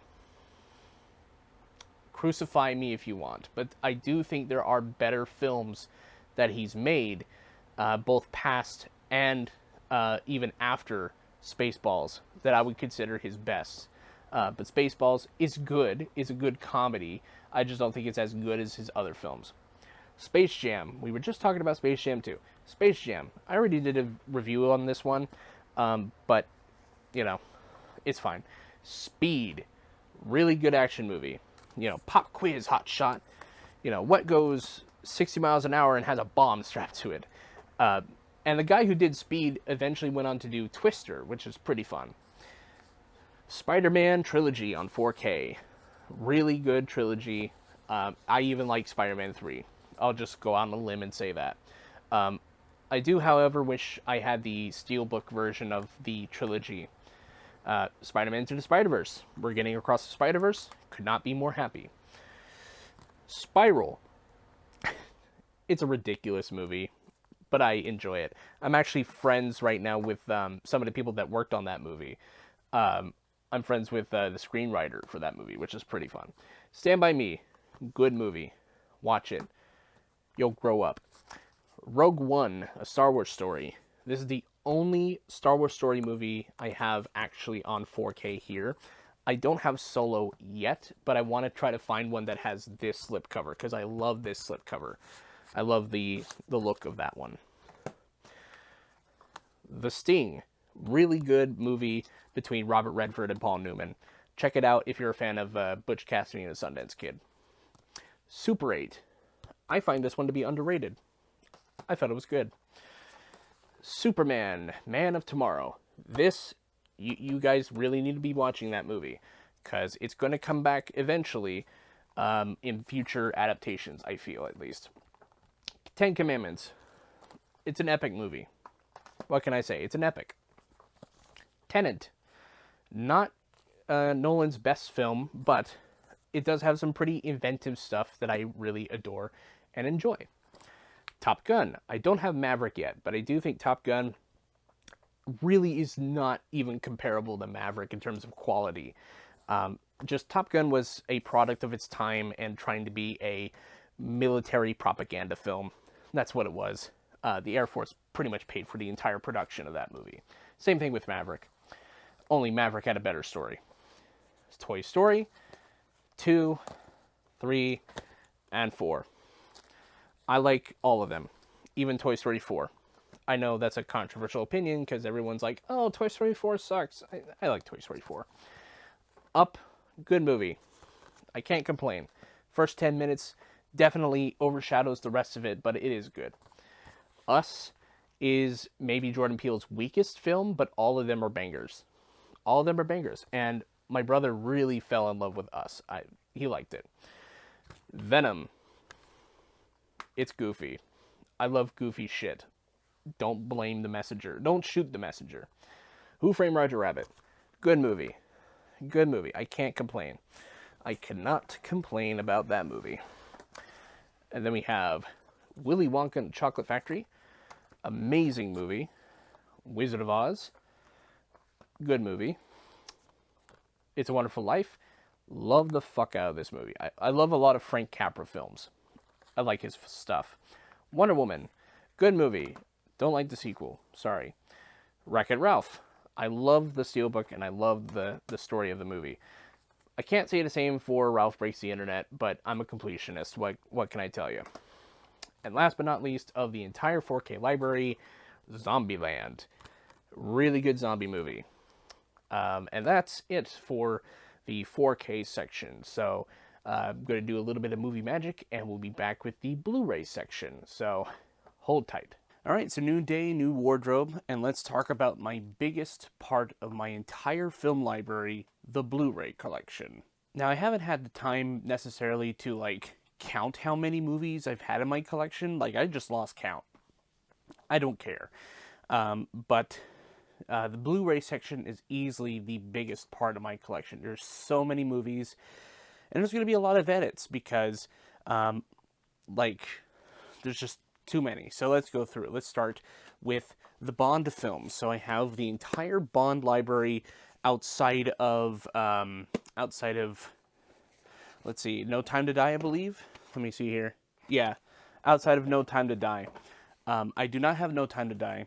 I am looking to see if I can upgrade some of these to 4K, but I have not seen every single James Bond movie. I've seen some of them, but I do need to catch up on a lot of them.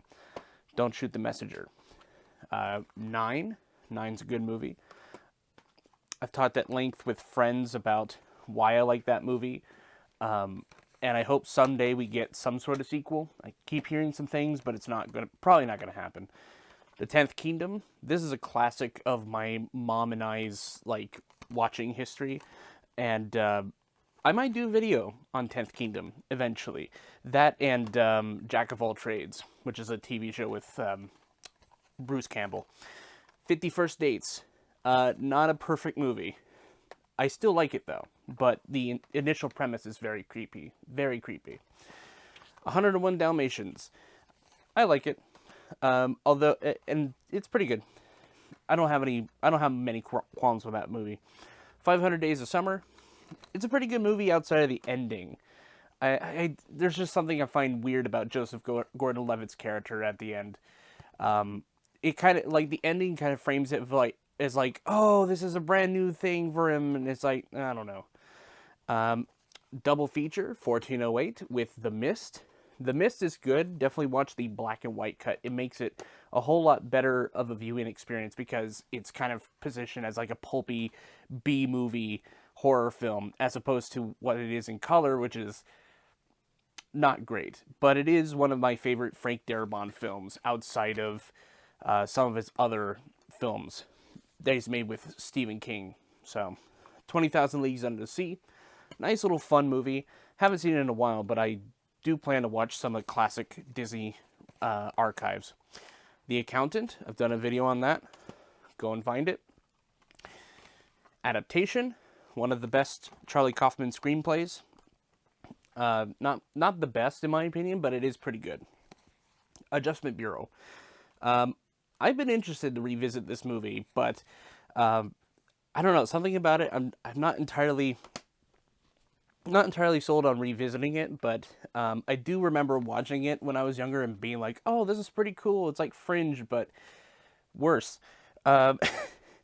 So we have The Adventures of Ichabod and Mr. Toad with Fun and Fancy Free. Fun and Fancy Free was something I used to watch on VHS a lot. I still have the VHS in this weird little clamshell box. Alien Anthology. I don't know if the 4K for Alien is good or not, but I do know that the Alien films are some of my favorite films ever. Although Alien 4 is not great. Outside of some really weird scenes. Let's see, Almost Famous. I am planning on getting the 4K for this eventually, but this is the bootleg cut, which is a pretty good cut, in my opinion. American Graffiti.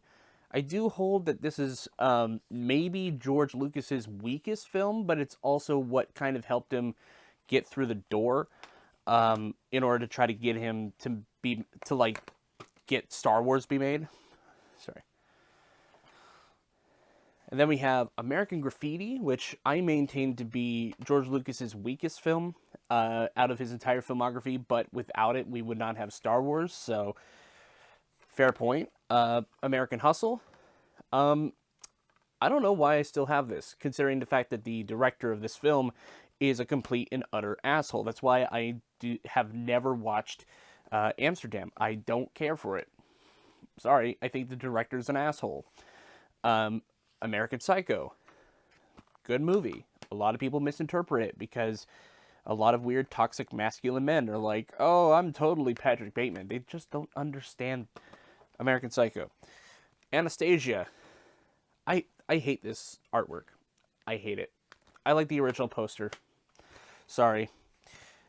Annie.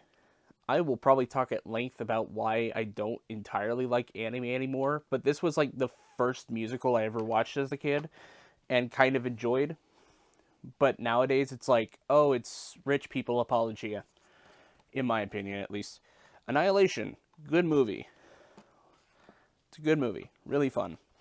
Anomalisa, I watched this for the first time about a few years ago during the pandemic, or at least the initial pandemic with the lockdowns, and yeah, it's something.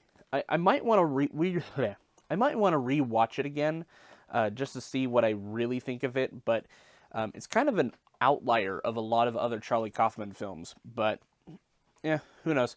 Apollo 13, Houston, we have a problem. You're obligated to say that whenever you talk about it. Arachnophobia. I mean, I already have arachnophobia, so I don't need to be told what it is. Armageddon. This is a good movie, and as I say to everyone who doesn't know much of anything about the Criterion Collection, they had this in the collection on DVD. They don't have it in circulation anymore because it's out of print, vastly out of print, but you can still find copies of it on eBay. Arthur Christmas. Not my favorite Aardman film, but it's a pretty fun little Christmas movie. Atlantis, the 2-movie collection. Although, caveat with Milo's Return, that is not a movie, that's a TV show pilot. The Austin Powers trilogy, really fun movies. Really fun movies, I'll maintain that. Back in Time, the documentary on the DeLorean and the restoration. It's pretty fun, pretty good little documentary. Bambi, can't go wrong with Bambi. The Banshees of Inisherin, good movie, love it. I'm not sure if it's my favorite McDonagh film. In Bruges is a pretty big film, but I think Banshees is pretty good. Batman the movie. This is from the 1960s. This is the one with Adam West. It's a good one. It's dumb, but it's stupid and funny at the same time. Batman 89. Those are things I could not say about that movie. Batman Returns. I'd say it's okay. I know, I probably pissed off some people. Batman, the complete animated series. I love this show. Love it. I had the Riddler VHS as a kid, and it had, like, the Riddler episodes. And I always liked the Riddler in those episodes. They're really fun. Batman Beyond. I have not gotten around to watching this, but I keep hearing it is really good. And when I hear the concept for it, I'm like, oh, this should be a movie. And no one's made a fucking movie about Batman Beyond, and it's sad. The Dark Knight trilogy. I do plan on getting a 4K trilogy for this soon, but for the time being, this is all I have. And I think it's still a good trilogy, outside of a few nitpicks I have. Under the Red Hood. Good. It's a good one. Batman Return of the Caped Crusader. One of the last few times Adam West voiced Batman outside of Batman vs. Two-Face, which was his actual last time voicing Batman. And, it's really nice. It's really nice to have those two movies. And unfortunately, we probably won't ever have another Batman 1960s type animated movie ever, which is sad. But, yeah, I'm sad. Batman Gotham by Gaslight. I thought this was pretty good. Thought it had a nice twist. I like the Alfred twist. Batman Ninja. I like the animation. I really like the animation in that movie. Batman vs. Teenage Mutant Ninja Turtles. It's not really a versus movie, but I really enjoy it.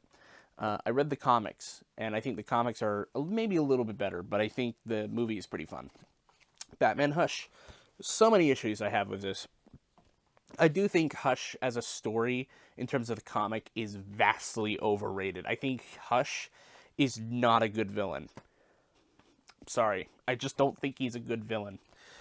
And then Batman, The Long Halloween, Parts 1 and 2. This was an experience trying to watch these two movies. I might do a video sometime about the films. I do think they're good. I just there's something a little bit off about them. A Beautiful Mind. I don't know why I have this. I really don't. Maybe it's because I like Ron Howard as a director, but there's so many things wrong with this movie, in terms of, well, a lot of things. I won't get into it. Beauty and the Beast. Still one of my favorite Renaissance films. I think it's my personal favorite Renaissance film. It's really good. Before the Devil Knows You're Dead. I don't have a regular Blu Ray box set for this, but it comes from Blockbuster, so that's fun. I think I got this off of eBay or something. Yeah, good movie. Before the Devil Knows You're Dead is pretty good. It's a good movie. This is a Best of Mickey, so this has Fantasia 2000, and Celebrating Mickey, all of which are really fun to watch, especially if you're a fan of animation. I love the 3-pack. Speaking of animation, Belle. I've already talked about this movie. I do plan on getting the 4K for it soon. I would love to get the 4K. The colors would just pop. The Beta Test. Pretty good Jim Cummings film. Not my favorite Jim Cummings film, but it took some risks. Big. I like it. It's weird, but I like it. Big Hero 6. I will get the 4K for that eventually, but I love that movie. Big Lebowski. I might revisit this one, but it's probably one of the best Coen Brothers films. Big Trouble in Little China. I'm a huge John Carpenter fan, but I have never watched this movie. I will eventually, when I'm bored. The Bill and Ted trilogy. I love all these movies. I love every single one of them. That's it all. That's all I have to say. Birdman. Man. Alfonso Cuarón. I like... Sorry, not Alfonso Cuarón. Sorry. Fuck. It's Alejandro G. Iñárritu. Iñárritu is a good director. I just wish he made more movies. But Birdman is probably my favorite of his movies. Black Dog. I've talked about this movie. It has, I think, over 10,000 views. I don't know, but Black Dog is pretty good. It's fun. It's dumb. Black Swan. I have not seen this movie, but I keep hearing good things. And I'm not necessarily a big fan of, the director of the movie, considering I'm not a huge fan of The Whale. But I will give Black Swan a try. Blade. Good movie. It's kind of sad to hear what's happening with the new Blade movie, because it's like, oh, well, we have a script. Oh, no, we don't have a script. Either get a script or not. It's not even that hard to make. It's literally a guy who fights vampires. Although I will say, though, if we don't get a scene or anything that pertaining to people trying to ice skate uphill and finding it hard, what kind of a Blade movie is that? I kid. Blazing Saddles. Good movie. No, I'm not going to make a joke about how hard it would be to make that movie, because it's a really dumb fucking quote. Blind Spotting. Good movie. Love Blind Spotting. Would love to see the TV show, but I have no access to it. Blues Brothers. Can't go wrong with a good comedy like that. Although I do not like the sequel. Blue Valentine. I will get around to watching this. I keep hearing a lot of good things about Blue Valentine, and I just have not gotten around to it. And Bodies. Good movie. I'd say it's pretty good. It's dumb. It's fun. I like it. Let's see. Next up, we have The Breadwinner. This is the only Cartoon Saloon movie I have not seen. I will see it eventually. I actually might see this today, actually. I don't know. Bridge on the River Kwai. Pretty decent. Butch Cassidy and the Sundance Kid. This is a classic. Classic movie. Love it. Cabin in the Woods. This is a good movie. Really good movie. Capote. I've not seen the whole movie, but I will see it in whole eventually. Carrie. Carrie's a good movie. I've talked about it before. Casablanca. This is a good movie. It's a good movie. Casper. Cheesy, dumb movie that I like. Chaplin. I don't fully know how to really think about this movie. Um, there's things I like about the movie, but ultimately, it's okay. Chicken Run, good movie. Can't wait for the sequel. Children of Men. I watched this for the first time in film school, and it's good. It is depressingly good. Just very depressing. It's a very depressing movie. Don't watch it if you're depressed. Chinatown. Similar to Rosemary's Baby, it has a lot of controversy because of the fact that the director is an asshole. And it's a good movie. It's solidly made. But the problem is that the director is not a good person. So, yeah. Go in that with a grain of salt. Christmas Carol. I like it. I dig it. I dig the creepy stuff. Yeah. Christmas classics. I wish that they would have a full collection of all the Rankin Bass specials. Currently, there's one on DVD, but there's not one for Blu Ray, which is unfortunate. Very unfortunate. But, you know, I enjoy those Christmas classics. Then we have Christmas Story. Classic movie. Plays on TNT way too often. Chronicle. I've not gotten around to watching it. I have so many of these in my collection that are just... I haven't seen it yet, so... Chronicles of Narnia, though, I have seen a bunch of times. I love it. Love that movie. Cinderella, too. I love Cinderella. Really good animated movie. The 4K, the new 4K, looks like it fixed a lot of the color issues of the previous 4K, which is just great. And then we have the Conjuring movies. I don't know why I still like them. I do have a lot of issues with the Conjuring movies, especially the sequel. I do not like the sequel. Then we have Constantine. Too bad for the sequel idea for Constantine, because that would have been really cool. Cool Runnings. I like this movie. Pure 90s cheese with John Candy. I love every actor in that movie. Love the story. Coraline. Good movie. I have heard that all the Leica films are now on 4K, which is really great because I definitely want to get the 4K for these movies. The Cornetto trilogy. Now, remember what I said earlier about the 4K set of the Cornetto trilogy? I mean, just look. This is beautiful. It's nice. It reminds you of vanilla ice cream or Cornetto ice cream, which is what this is called. It's the Cornetto trilogy because it's an ice cream cone. But unfortunately, the makers of the 4K set were like, let's not make a white box. So yeah, I still keep this version because I'm not getting rid of it. Never. Corpse Bride. It's fine. It's a fine movie. Creepshow. I've talked about it before. Not going to reiterate my thoughts. You're going to have to go find the review yourself. The Crow. Good movie. Dark Crystal. It's kind of a shame what happened to the show. Ended after one season, which pissed me off. Dead Poet Society. This is good. Just don't go in to it if you are sad or depressed or lonely.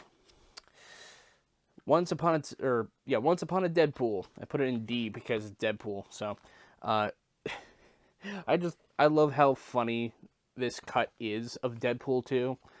And it's so weird that they do it with Deadpool 2 and not the first Deadpool. But I liked it. It's funny. Has Fred Savage in it. Demolition Man. Still don't know what happens with the 3 seashells. Die Hard. Good movie. Dirty Dancing. Good movie. I'd say it's good. The Disaster Artist. Too bad James Franco's an asshole. Django Unchained. Good movie. Very good movie. Donnie Darko. Dread. Dread's good. I want a sequel. It probably won't happen. Shit. I dropped my, dropped the next disc. Hold on.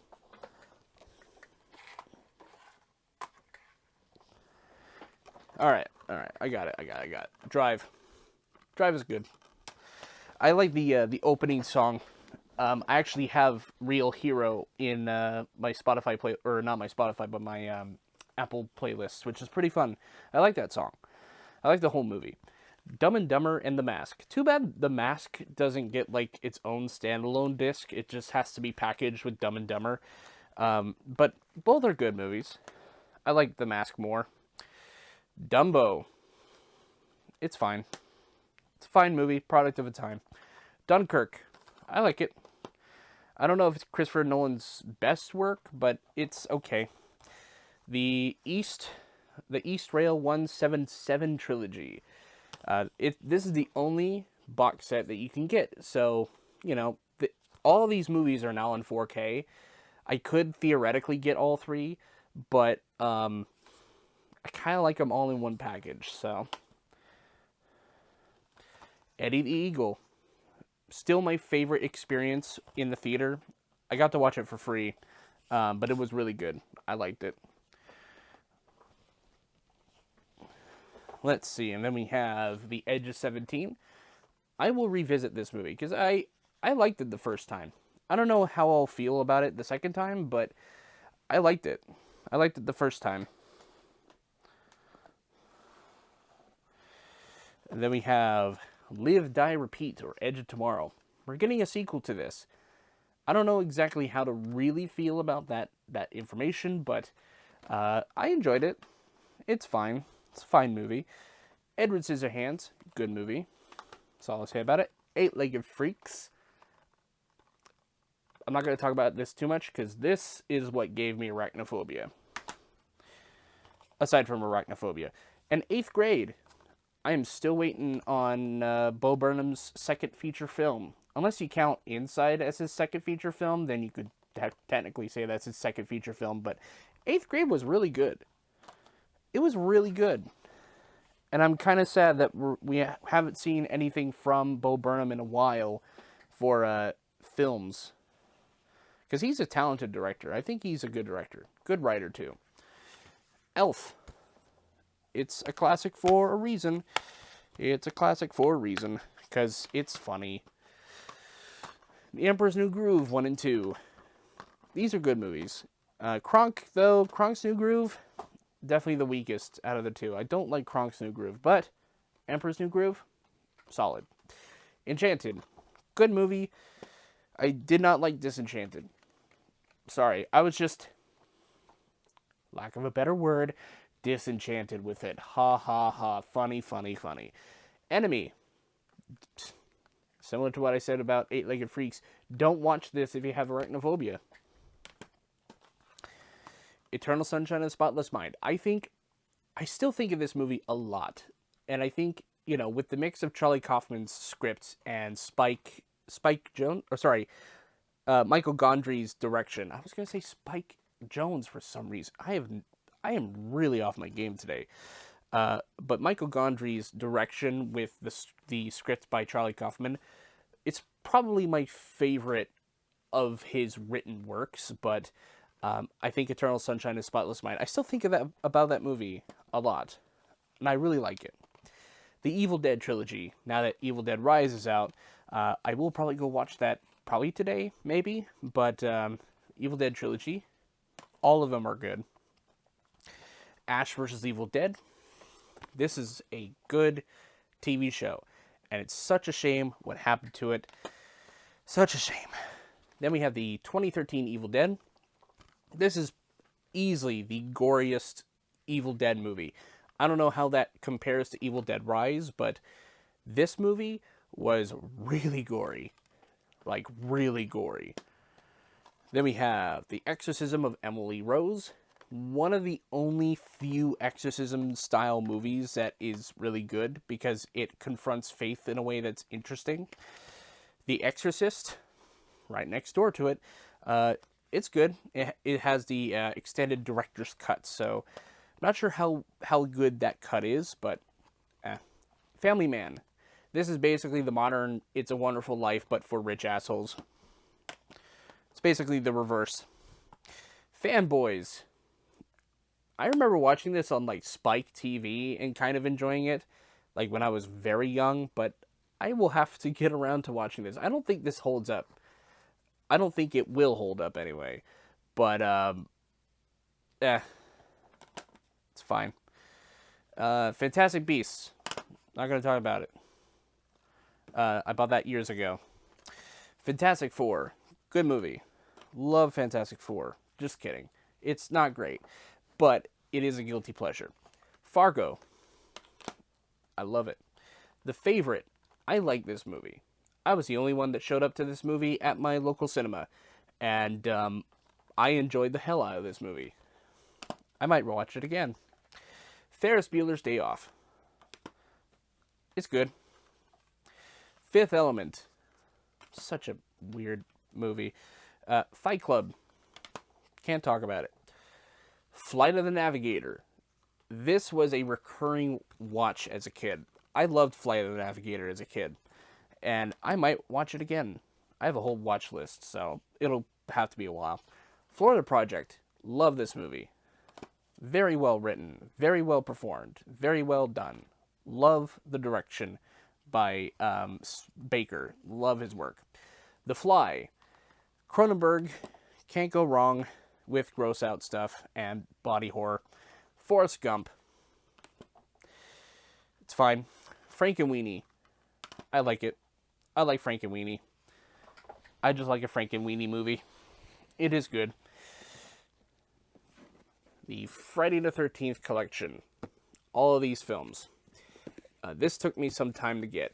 And I was very happy when I finally got this box set. Because look at this splendid art. Damn. That is good art. And has every Friday the 13th movie. Love these movies. They're not great, but I like them. The Frighteners, however, I really like. I love The Frighteners so much. I don't have much else to say. It is a good movie. Same thing with Galaxy Quest.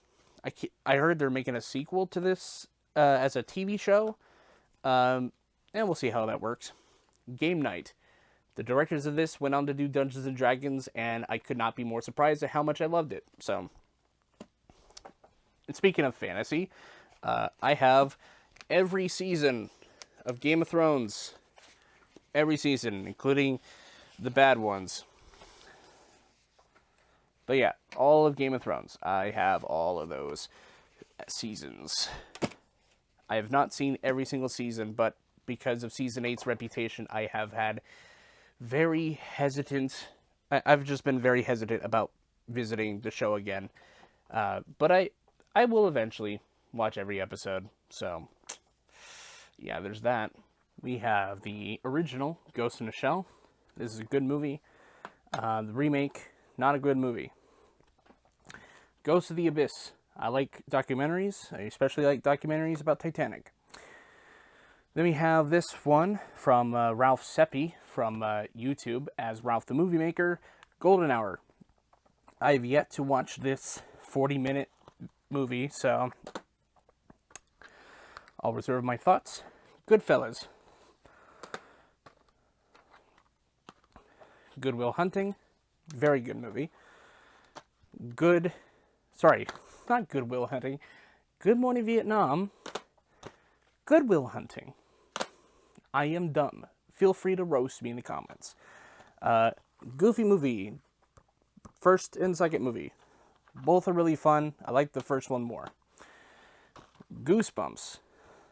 It's a fun, enjoyable popcorn, popcorn Halloween movie. The Graduate. Good movie. Gravity Falls, the box set.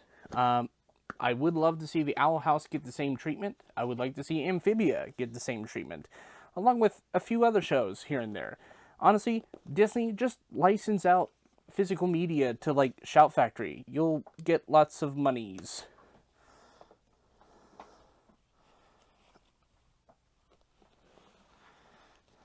Alright, then we have Grease.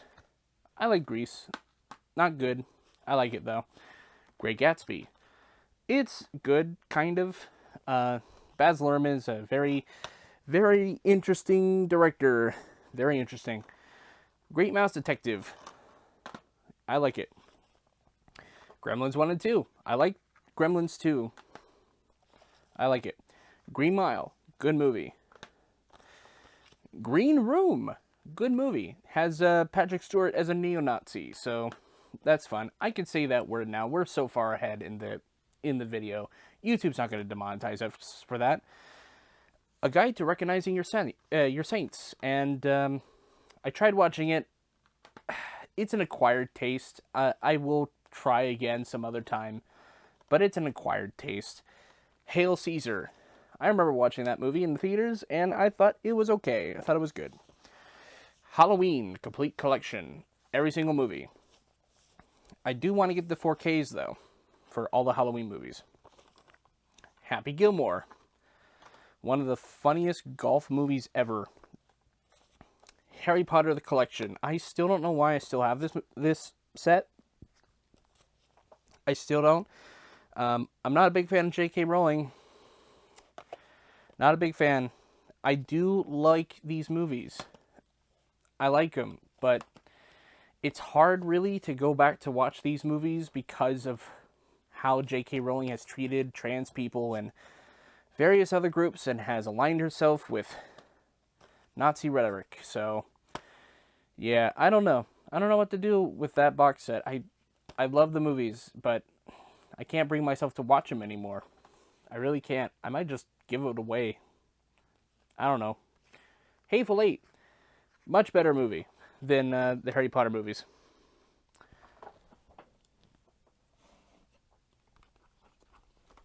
Let's grab this stack here. Let's see. The Hate You Give. I think this is a good movie. It's good. Heavyweights. This is funny. Everyone has the same headcanon about how Ben Stiller's character becomes the guy from Dodgeball, which is getting a sequel, by the way. I'm interested to see how they do that. Hercules, or as I like to say, Huncules. I love the meme edit. Hereditary. Ari Aster and his fucking mommy issues. High School Musical. High School Musical 2. And High School Musical 3. I've been planning on doing a video on the High School Musical series for a while. And let me tell you, I don't know if I ever want to do it. I just don't. Hocus Pocus. It's weird. It's a weird movie. Holes. Holes is good. Holes is great. I will watch it again someday. Home Alone. That's another good movie. I like it. Honey, I Shrunk the Kids. That's a fun movie. It's a very fun movie. How the Grinch Stole Christmas. The original animation by Chuck Jones. Love it. The only good one I like. Devil's Rejects and House of a Thousand Corpses. Both of these are probably my favorite Rob Zombie movies. The How to Train Your Dragon trilogy. I am aware that 4Ks exist. I will get them eventually, but for now, I will stick to that. Hugo and Willy Wonka and the Chocolate Factory. I already have Willy Wonka and the Chocolate Factory on 4K, so I don't really use the Blu Ray, but Hugo Hugo's good. I rewatched it recently, and I was blown away by how good it was. Hunchback of Notre Dame, the 2-movie pack, which is a lie, because just like with the Atlantis Blu-ray, the second one was a pitch for a TV show and it failed. I Am Ali, documentary about Muhammad Ali, one of the greatest boxers of all time. Let's see, and then we have I Am Legend. We're finally getting a sequel to this that uses the alternate ending, which I am happy about, because I like the alternate ending much better than I do the original. I hate the original ending. I think the alternate version is great. Inception, good movie. I think after that movie, a lot of people really look to Christopher Nolan and say like, oh, this is the most creative you've ever been, and the rest is just bullshit. And I'm like, I don't know. I thought it was good. Independence Day. Inglourious Bastards. Love that movie. In Search of Darkness. I've already talked about it. Same with In Search of Tomorrow. I've talked about those 2 movies. They're fun. Insidious. we're finally getting the conclusion of the Insidious series, and I have no idea how to feel about it because I've only seen the first one. Insomnia, good movie, not Christopher Nolan's best. Interview with a Vampire. I want to make that gay so much. Anyway, In This Corner of the World. I have yet to watch this, but I hear a lot of good stuff about it, so I'll watch it. Let's bring up these. Oh, I have so many movies right now. Into the Wild. I keep hearing good things about it, so I will watch it. I think it was filmed in Oregon. Iron Giant. Good movie. Definitely watch it. And please, for the love of God, Warner Brothers, please release Cats Don't Dance on Blu Ray. Please. I know you're planning on releasing more animations onto Blu Ray, so please. I would love you for it. Isle of Dogs. It's an okay movie. It does have its issues though. It what? I don't know. It exists. So does this one. I like it. I don't have the sequel though. I don't have It Chapter 2. It Follows is a good movie. Everyone should watch it, especially I have no other words to describe it though. Jackie Brown. I have yet to watch this. I will watch it eventually. James and the Giant Peach is a good movie, and I will hear nothing else about it. Do not tell me it is the worst movie ever made, but I will disagree wholeheartedly, because screw you. It's my opinion. Okay, yeah, we're starting with this one. All right, cool. Jodorowsky's Dune. We're getting a sequel, or a second part to Dune from a few years ago, and it is such a shame how much we lost out on Jodorowsky's Dune. This is a good documentary. Very good documentary. It would have been really interesting to see what Jodorowsky had for all of us. Jungle Book. It's good. Reuses a lot of animation. Kick-Ass. It's kick-ass. What can I tell you? It's kick-ass. Kill Bill 1 and 2. Good movies. Killer Clowns from Outer Space. This is the most corny, campy movie ever made, but we still love it for it. Kiss Kiss Bang Bang. This movie is probably the best Shane Black movie I've ever seen. Aside from maybe The Nice Guys. I don't know. Knocked Up. I thought it was funny. I thought it had some funny and some humor and some heart. I liked it. Kuma and the Two Strings. I think this might be my favorite Laika film. I like the way it looks. I like the way it moves. I like the way it's told. I think it's good. I thought it was great. Kung Fu Panda trilogy. And we just got Kung Fu Panda 4 announced, which sounds interesting. I don't know. There's something about the premise of Kung Fu Panda 4 from what I've heard. It's like they're pulling a No Way Home with like Kung Fu Panda, and it's like, I don't think we need that type of movie again, because No Way Home was its own thing, and now everyone's trying to do it. It's like, why?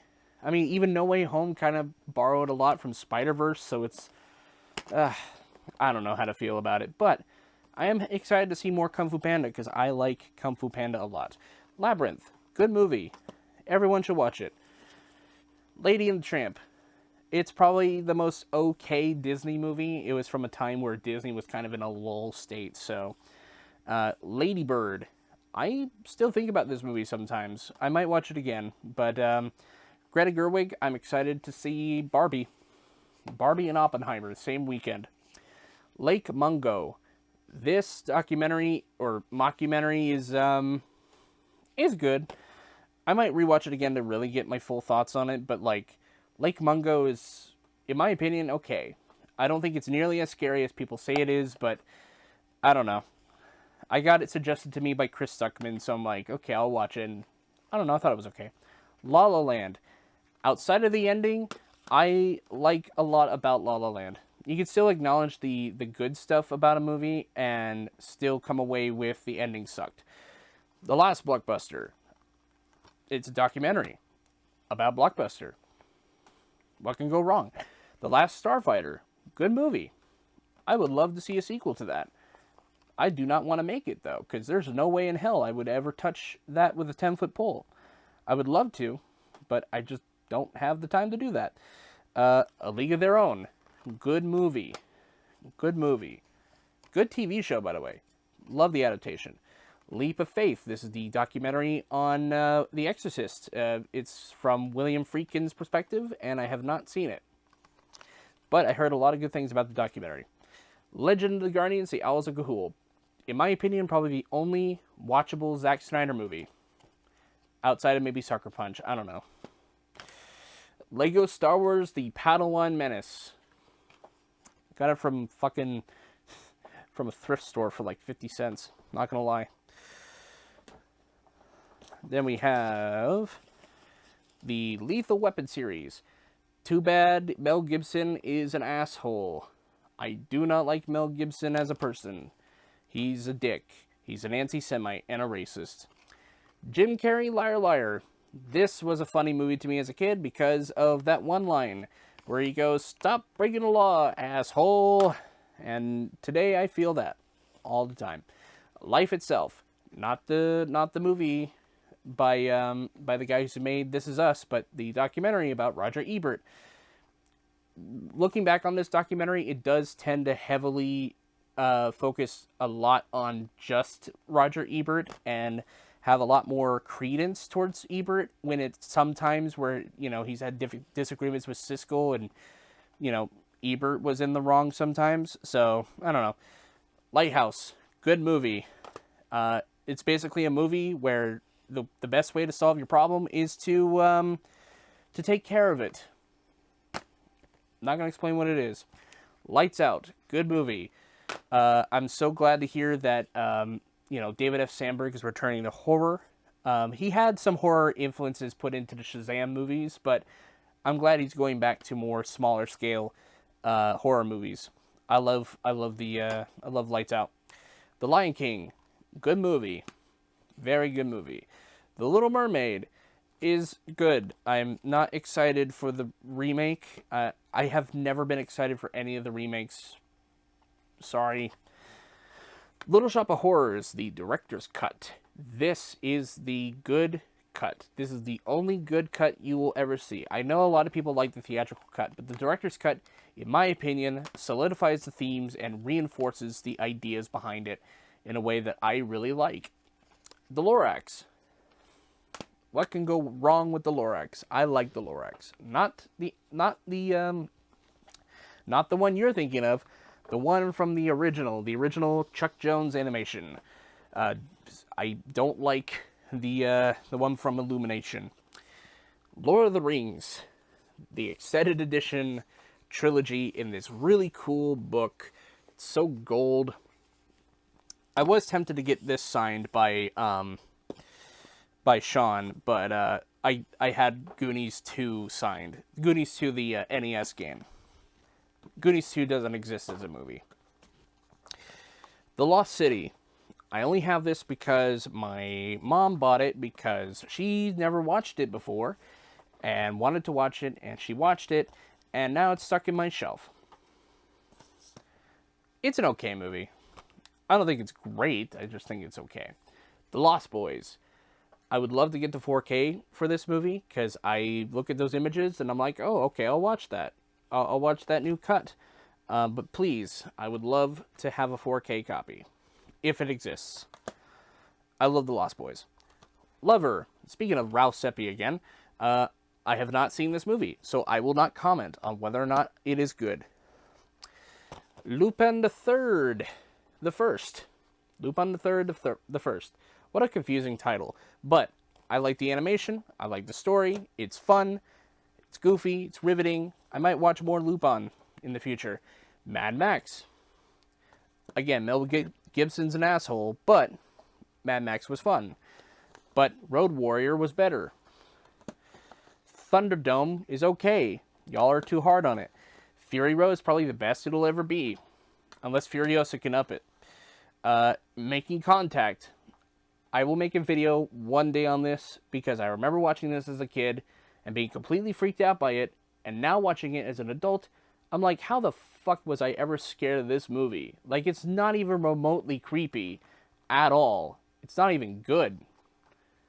I will review it one day. Plus the German cut, which is like 20 minutes longer. Malcolm X, good movie. Good movie. Manchester by the Sea. I remember crying to this, and I don't know if I'll cry again to it. I have not seen it since. Mandy. Mandy is good.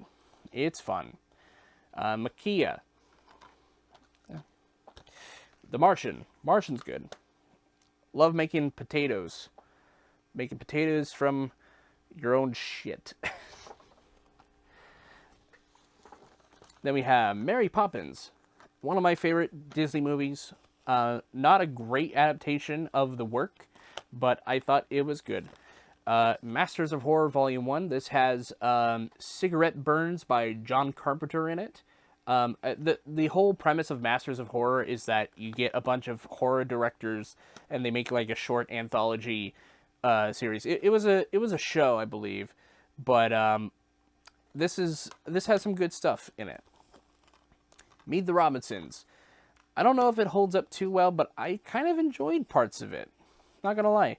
Megamind. Good movie. I liked it. Memento. Good movie. Maybe a little overrated. Men in Black Trilogy. I like all these movies, except for the second one. So that means only 2 of them I like. The Mickey shorts that have been coming out from Disney Movie Club. These are good compilations. I just wish that Disney would release cartoons that were all not already previously released on Blu Ray. But some of these are good. Some of these have not had the treatment, but most of them you've already seen before in like, things like Celebrating Mickey and other such things. And then we have the Mighty Ducks trilogy. Pure 90s bliss. 90s bliss. Can't go wrong with 90s bliss. And let me grab this next stack over here. Put it in me lap. Alrighty, come here. Jesus. See what I mean by I have like so many of these damn movies? Miracle on 34th Street. It is good. Watch it. Mirror Mask. I will talk about this one day. It might be next year. I don't know. But Mirror Mask is such an interesting, weird movie that I saw as a kid that I can't wait to talk about it. Misery. Good movie. Everyone should watch it because it's probably the best one. I have Mitchell's vs. the Machines, but because the menu for Mitchell's vs. the Machines is like a fake pseudo Criterion menu, like a Criterion Collection menu, I made a fake Criterion box. I made a special box for it, not for reproduction. I will not ever reprint this. This is just for me. I love this box because I made it myself. Not that the original box isn't bad. It's not bad. It's just I like the way this is just like a fake Criterion because the main menu is a fake Criterion menu. Monster House. It really does not hold up. I'll tell you that much. Monty Python and the Holy Grail. This is funny. Although I will say the ending is just kind of just breaks everything. Moon. Good movie. Shame, though, that I have not liked a single thing from the director since. I think. Hold on. Let me double check who is the director. Yeah. I've not liked a single thing since then. Moonlight. Good movie. Definitely deserved the Oscar for Best Picture. Mortal Kombat. Very fun movie. I've already talked about it. Mother. I'm still hesitant on this movie. I'm still in the middle of the road. Unfortunately. Moulin Rouge and Romeo and Juliet. Baz Luhrmann is such a weird director. I like his work. I have not seen Moulin Rouge yet, but I have seen Romeo and Juliet. Actually, I watched Romeo and Juliet in high school. This specific version, along with the one with Olivia Hussey in it. I can't remember what year that came out. I think it was the 60s. Mouse Hunt. Good movie. I think it's one of my favorite Nathan Lane performances. Mr. Smith Goes to Washington. Again, I like Frank Capra. Mrs. Doubtfire. Love the movie. It's a shame that there are so many states that are so fucking afraid of drag shows, but they will definitely sit through a movie like that. Such a fucking shame, I swear. Anyway, Mulan and Mulan 2. Hate Mulan 2. Everyone hates it, and for good reason. The Mummy Trilogy. I like the first movie. The other two, not so much. The Muppets movie. This is a good movie. This is good. I will probably never talk about it in a video, but it's good. Muppets Take Manhattan. I think this is underrated. I think this is my favorite of the Muppet movies. Then we have Muppet Treasure Island and Muppet Caper. I like Treasure Island more. And then we have Christmas Carol. Christmas Carol is great. I thought it was good. And then we also have here the other Muppets films. We got Muppets from Space. Such a weird movie. And then we have the other two Muppets movies that came out in the early 2000s when the Muppets were rebooted. Anyone remember that really shitty ABC sitcom? No one likes it. No one shall remember it. I should not have brought it up. Let's see. Then we have National Treasure. Classic movie. Book of Secrets. Not a great movie, but it's fine. It's everyone's favorite now. It's kind of a shame, though, what happened with Edge of History, because I liked Edge of History. No season 2, though, for those who wanted it. Never-Ending Man, Hayao Miyazaki. Do not watch this film if you think that Hayao Miyazaki is a friendly guy. Sometimes he could be a bit of a handful. Never-Ending Story, good movie. I like it. The Nice Guys, Private Dicks. That's what it says on there. But this is probably the best Shane Black movie. I know Kiss Kiss Bang Bang is similar, but it's probably my favorite. Nightcrawler, it says rental. I don't know who sold me this, but apparently they sold it from a renter, so I'm not giving it back. Nightmare Before Christmas, classic movie. I think a 4K would do really good with that one. I think the colors would just be really good. Nightmare on Elm Street, the 7-film series. No Freddy vs. Jason, which is great because the Friday the 13th collection has Freddy vs. Jason. So it would have been redundant if I had another copy of Freddy vs. Jason on Blu Ray. Night of the Comet. This is a good movie, surprisingly enough. Everyone should watch this. Everyone. Oh Brother, Where Art Thou? It's a good movie. Everyone should watch this movie. It's definitely not Coen Brothers' best film. It's not the Coen Brothers' best film, but it's one of their good films. So watch it. Oculus. This is a good movie. I love it. I love it to death. Office Space. Still surprisingly relevant all these years later. Once. This is a good movie, kind of. It does have a bit of an amateurish shooting style, but it's okay. The music is obviously the best part of the whole movie. I like the friendship that is a bond between the two of these guys, and I love them. I love that movie. I watched it on St. Patrick's Day with my mom, who had never seen it before, so she liked it. One Flew Over the Cuckoo's Nest. This is the kind of collector's edition. I don't have this separate because I don't have a standard Blu-ray copy, and it also fits in the shelf, so I might as well keep it out of the shelf. For now, at least.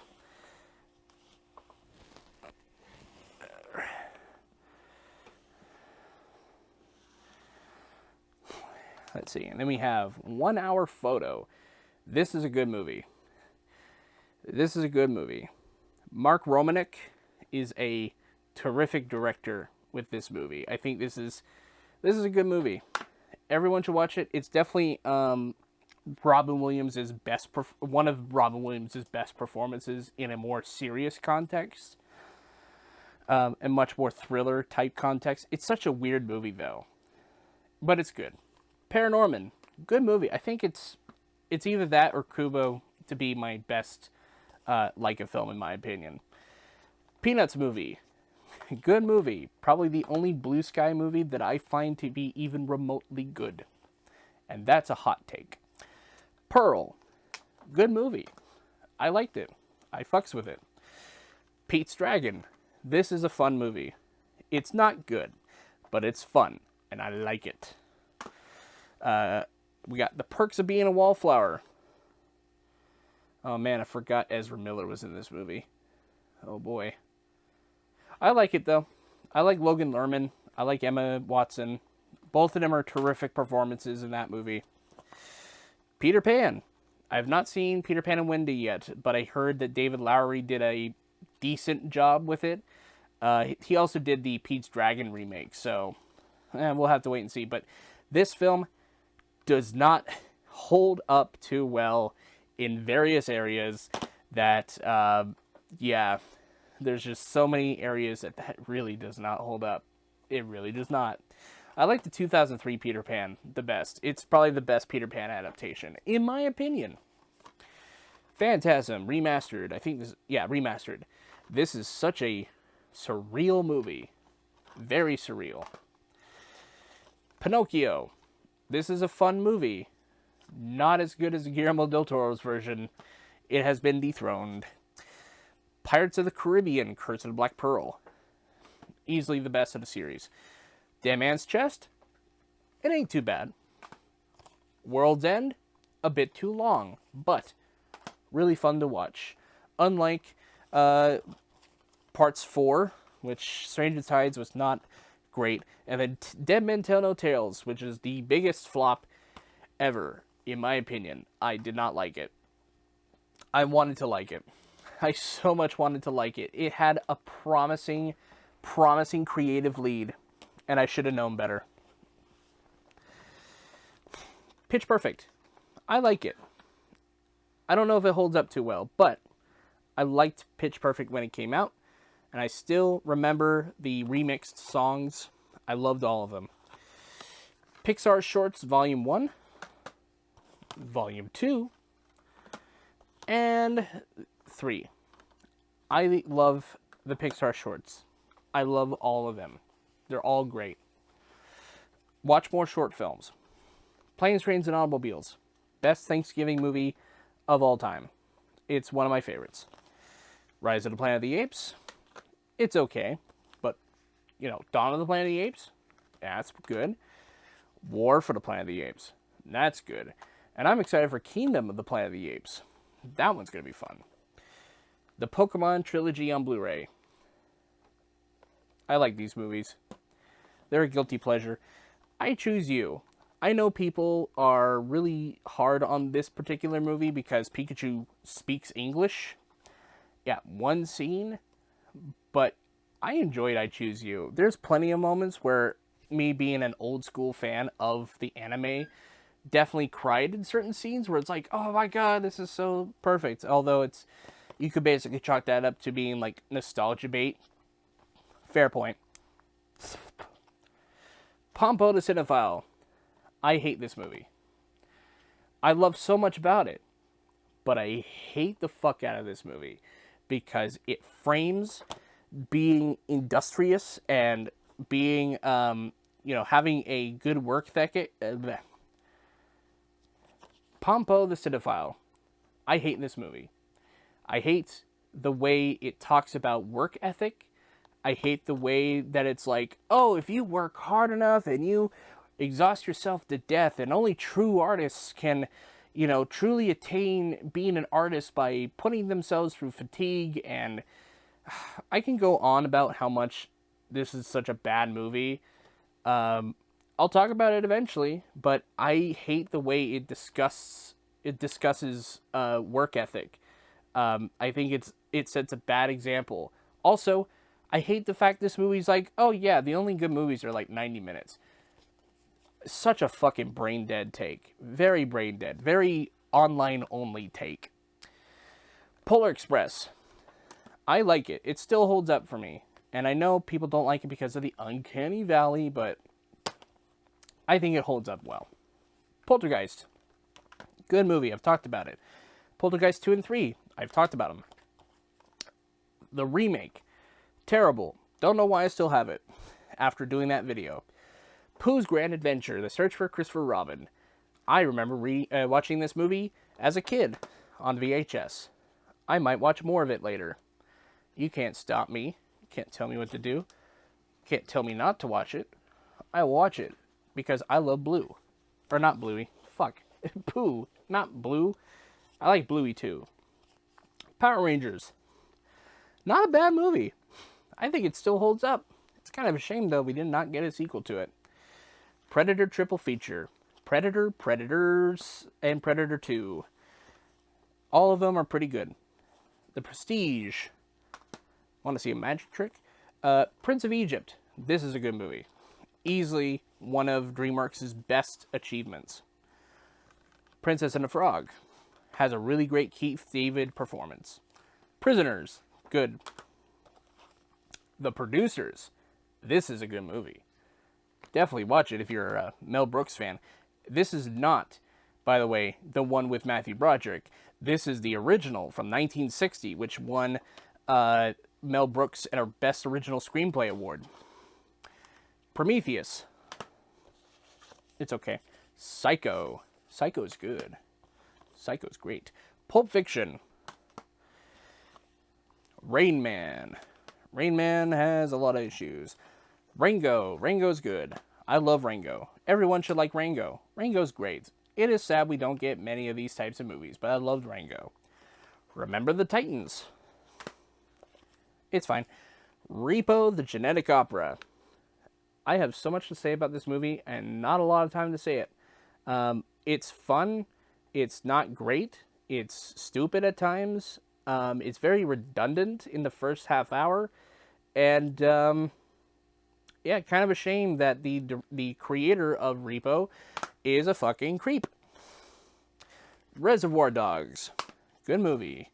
Return to Oz will fuck you up. It's a good movie, though. Definitely watch it if you are an Oz fan. That'll give him nightmares. The Revenant. I love The Revenant. I think The Revenant is good. Definitely watch it. Risky Business. Such a weird movie. Road to Perdition. This is a good movie. Road to Perdition by Sam Mendes. It's good. It has a good Tom Hanks performance. Robin Hood. The cause of many people to become furries. Including myself. Robin Hood Men in Tights.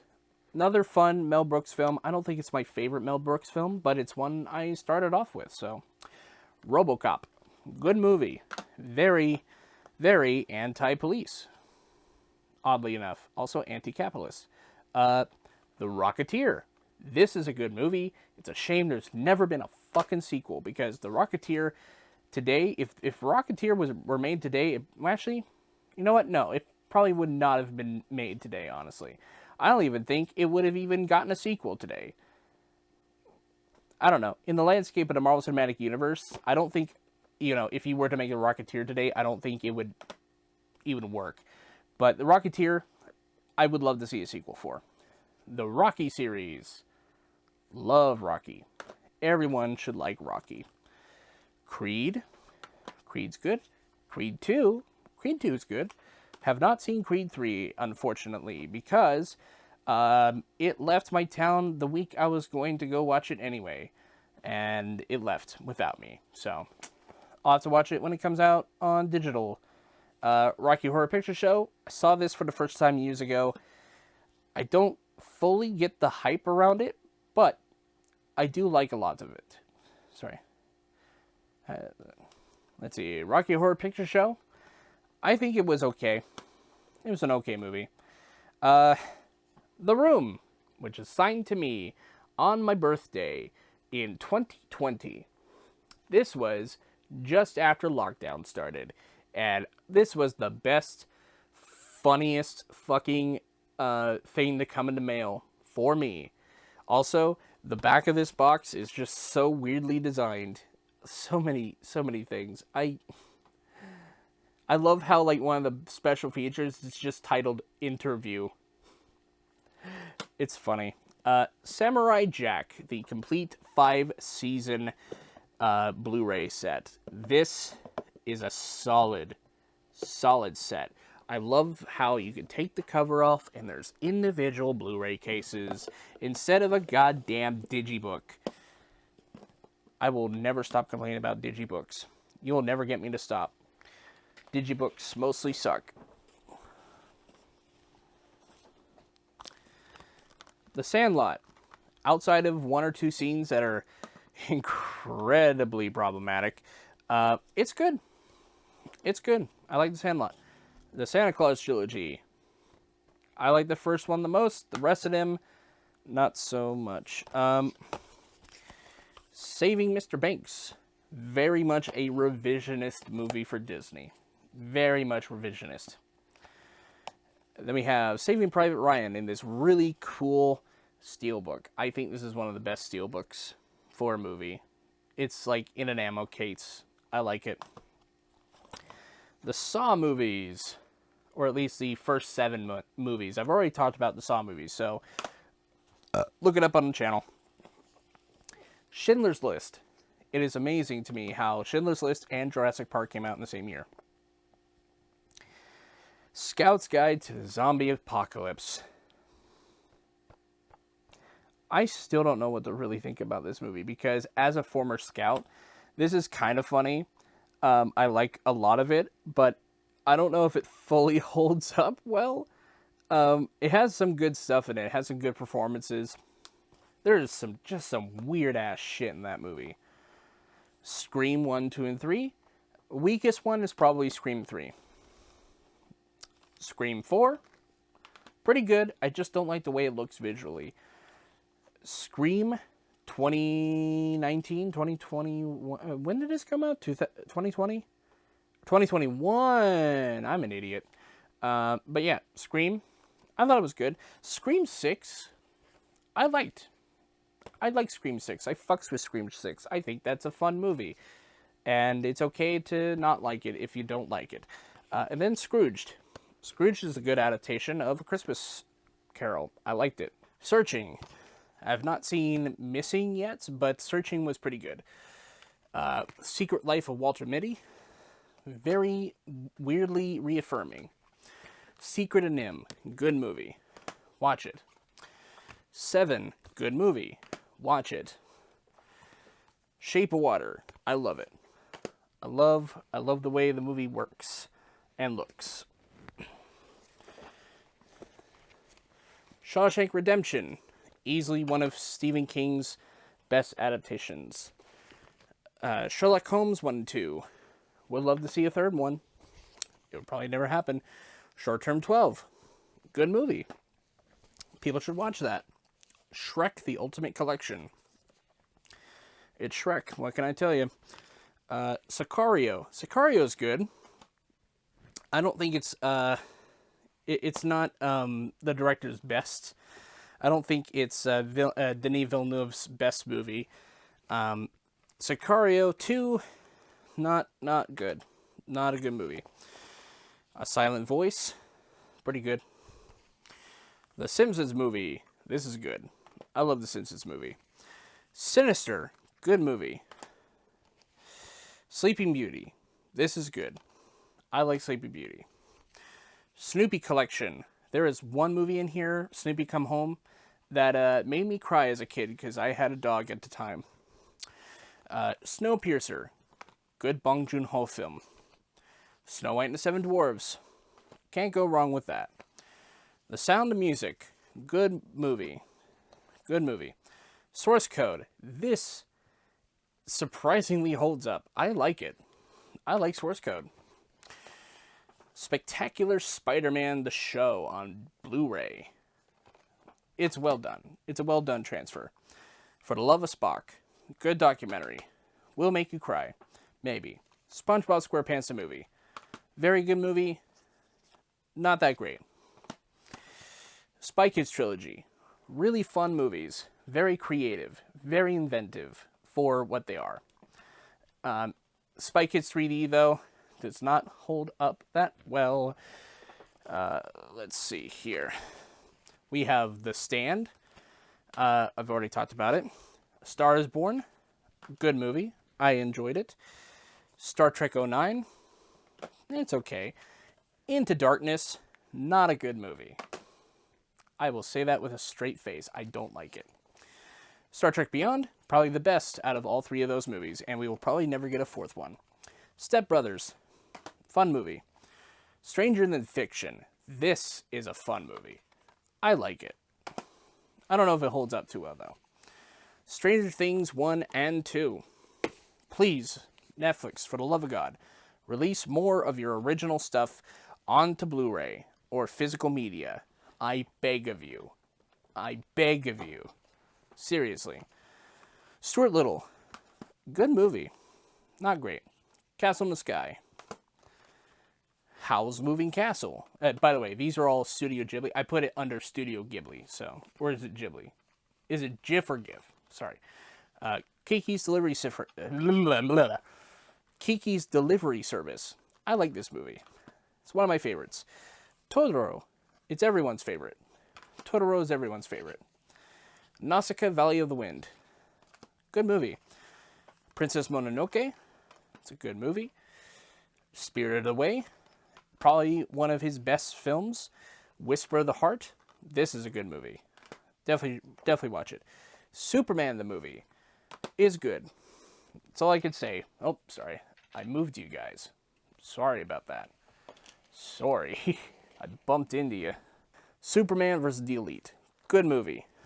Don't know if that will be part of the inspiration for the new movie, but I know All-Star Superman will be an inspiration.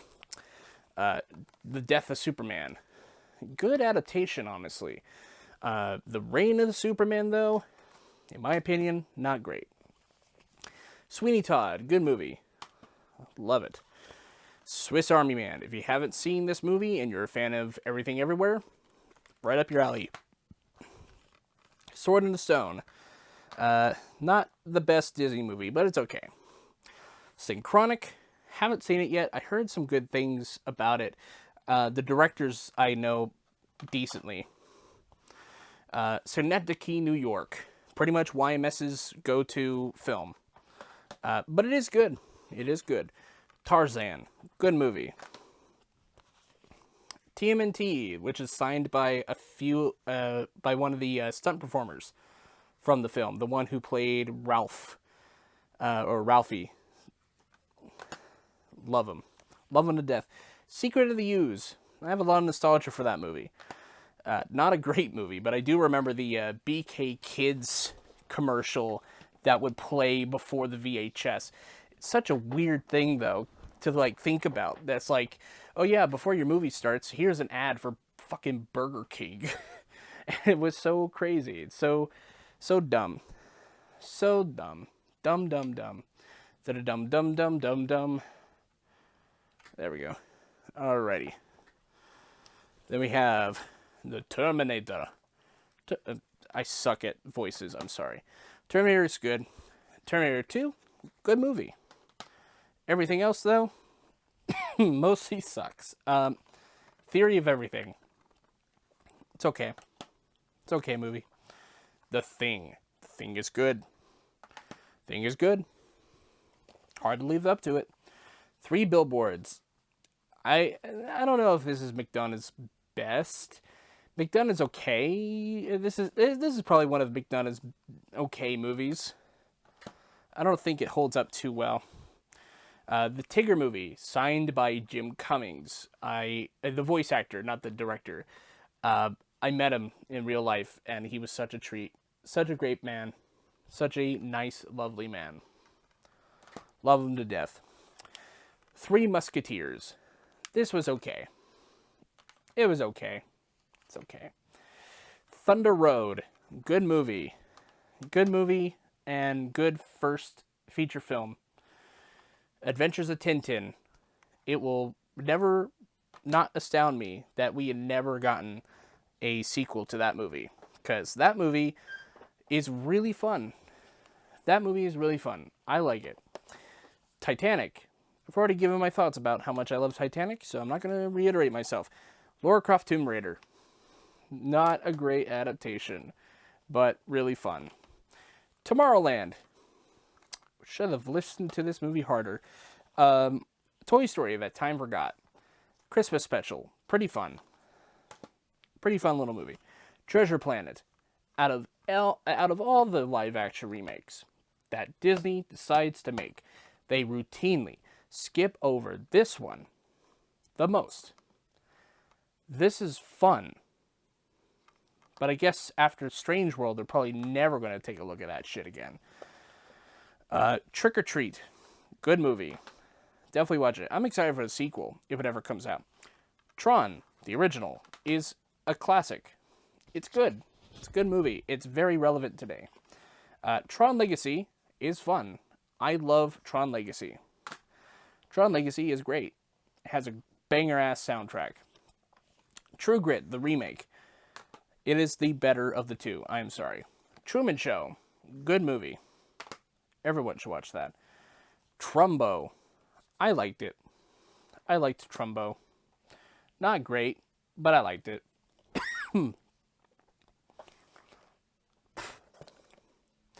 Tucker and Dale versus Evil. This is how you do a fun subversion of the horror genre.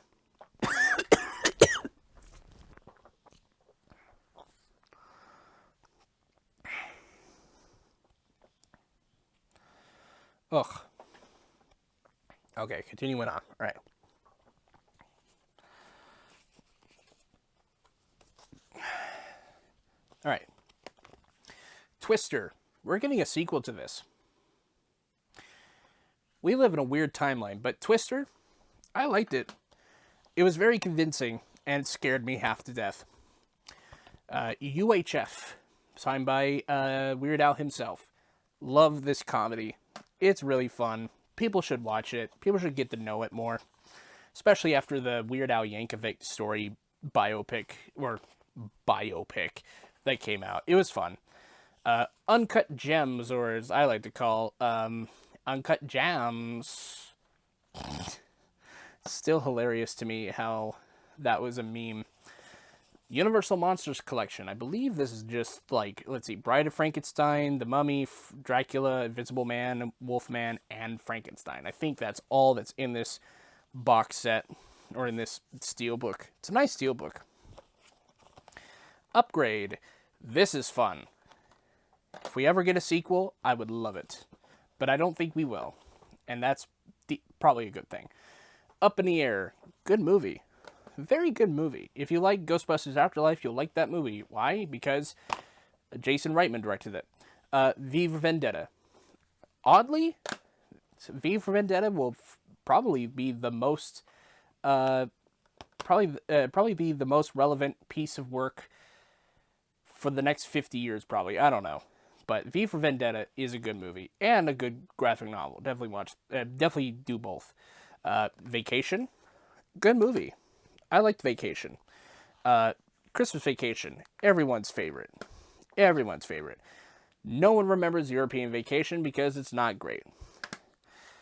Wallace and Gromit, the complete collection of every single short film.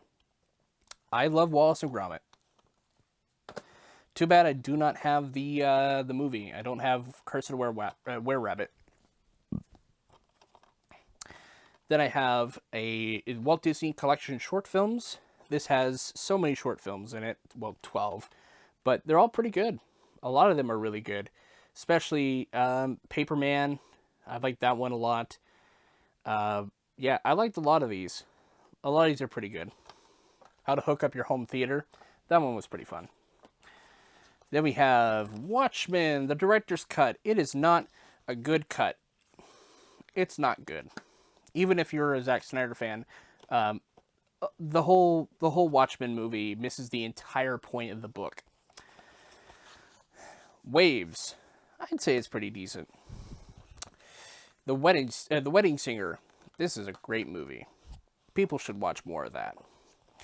West Side Story, I do not have the remake, but both of them do exceptionally well with the source material, especially the remake, which remixes a little bit of some stuff. What Dreams May Come. I like this movie.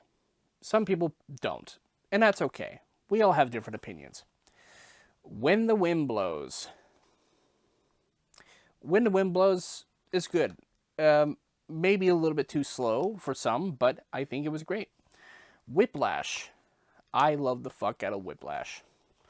But I will say, though, I do have an issue with it. And I won't say what it is because we're pressed for time. Widows. I thought Widows was okay. Wild. Wild was filmed in Oregon, and it's okay. I know where they shot it, though. Willy's Wonderland. It's not a good movie at all, but I am kind of entertained by how bad it is. It's funny. Winnie the Pooh, Springtime with Roo. I like Winnie the Pooh. Wolf of Snow Hollow. This is a good movie. It's a very good movie. People should watch it. People should watch a lot of Jim Cummings' work. Wolf of Wall Street. Just like with American Psycho and Fight Club, it is the most misunderstood movie by men. Won't You Be My Neighbor? Good documentary. Very sad, but very good. X-Men Trilogy Volume 1 and Volume 2. Most of the X-Men films aren't great. Young Frankenstein. Good movie. Everyone should watch that. Young Sherlock Holmes on Blu Ray. This is a really good looking steelbook. Plus, the back of it is the original cover, and I love it. Your Name. I have not seen Suzume yet. I have not seen that movie. I will see it eventually. Zathura. I love this movie, even if it's not as good as Jumanji. Zodiac. Good movie. And last but not least of the Blu-ray section, dear fecking God, Zootopia. A movie which utilized furries for marketing. And Disney will deny it, but they use furries. And now we come to the last part of my collection, and that is the DVD collection. Honestly, I don't have a lot of DVDs, so we'll just go through them as best as possible. So we have Alvin and the Chipmunks, Go to the Movies, Funny, We Shrunk the Adults. This also has the Back to the Future episode, which is, let's see, I have the VHS right over here. Back to Alvin's Future, so that's fine. Then we have Back to the Future, the DVD collection. I had a VHS set that looked just like this. That was how I watched the movies. Back to the Future, the animated series. It's not fully animated, but it is animated. It's not great. It's not like, if you're looking for like plots and stuff, like there is a plot, but it's mostly like a Bill Nye-esque show with Back to the Future with it. So that's fine. Blackadder. I found this at a thrift store, funnily enough, for like $10, and I'm like, that's a good deal. Especially since there's no Blu-ray, at least I think. There's no real Blu-ray edition. And the discs were all really well kept, so that's always a good sign. Then we have Brainiacs.com. I will talk about this one day, but the last time I tried making a video about this, I got bored. So if that tells you anything, yeah. Buzz Lightyear Star Command. I've already talked about this movie. Find it yourself. Please, this is the third and last time I will talk about this in this video. Please, Warner Brothers, this is going to be the third and last time I say this. Please, give us a Blu-ray copy of this movie. Please, or I will kidnap Bugs Bunny and I will force him to, I don't know, host this show. Danny Phantom. I like this show. This show's great. Not one of my favorite shows, but it was a show that I watched as a kid that I kind of enjoyed. Too bad season 3 wasn't as good as the other 2 seasons. It kind of squandered its possibilities. Let me get some more off the top here. I have Darkwing Duck, Volumes 1 and 2. I love Darkwing Duck. It is a shame, though, that they do not have every single episode on DVD. That is, most of the episodes is just that some of the episodes did not make it to DVD, and it's so weird. Dear Zachary will eternally fuck me up forever. This is a documentary, and it's a good one. It's a good one. It's not one of the best, but it's a good documentary. You're gonna really be weirded out by this, but I don't give a shit. Vacation planning DVD. I am planning on doing something with this year because it's the company's 100th anniversary. But just know that I'm planning something to do with a vacation planning DVD. You wouldn't think there's any content to be made out of a vacation planning DVD, but you're wrong. You're wrong. Now I'll just continue doing this. Dogma Special Edition. I found this, luckily enough, at a trade convention for vinyl. This guy was selling manga and DVDs, and this was in really good condition. This is the collector's special edition, the one that looks like a fucking Bible. I love the look of this. I would love to have a new Blu Ray copy of this, but they are expensive as hell. Like, mega expensive. An Evening with Kevin Smith. This was fun. It's a fun little thing. Flight of the Conchords, Season 1. I've not had a chance to watch this yet, but I am a big Clemens fan, so... Ow. God. I have a shelf right here, and I keep bumping my arm into it. It hurts. Hurts me a lot. Hurts me plenty. Flubber. It's not anyone's favorite, but it's fine. Follow Me, Boys. I will talk about this later. Fringe, Season 1, 2, 3,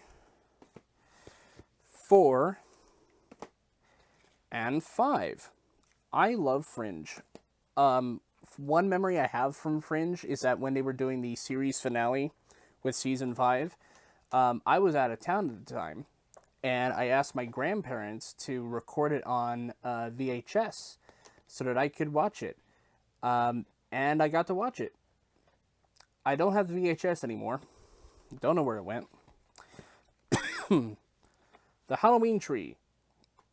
Alright, just like with Cats Don't Dance, please, Blu Ray. I would love an HD copy of this.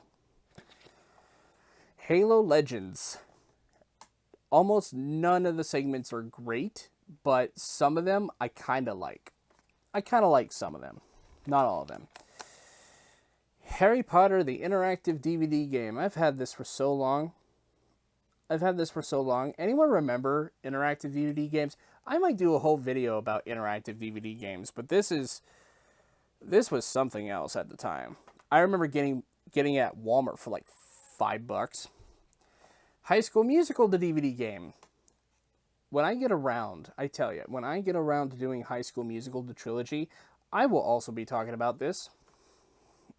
I don't know what else to say about it. Infinity Train, Books 1 and 2. It is a shame, a true fucking crime against humanity, that we will never get books 3 and 4 on DVD. And aside from that, we will never get books 5 through 8 ever on anything. Since fucking Warner Brothers was like, oh, it's not making us money. Even though there was weekly campaigns for people to watch the show in its entirety and it had millions of viewings, they said, nah, fuck that. Fuck animation. Anyway, Jack of all trades, weirdest segue ever. I might talk about this show in the future, but I kind of like the conceit of it. It's not a great premise, but it's fun to watch anyway because it's Bruce Campbell doing Bruce Campbell shit. Kingdom Hospital in this tin. I've already talked about Kingdom Hospital, but the whole series is in this tin. Yeah, there's that. we're getting close to like the biggest part of this whole collection. Anyway, Jurassic Park Camp Cretaceous, seasons 1 through 3. See, Netflix, you can release physical media like this, but yet you won't fucking make a fucking Blu Ray for season 3 and 4 of Stranger Things, or even like a fucking Blu Ray of Cyberpunk Edge Runners or Arcane.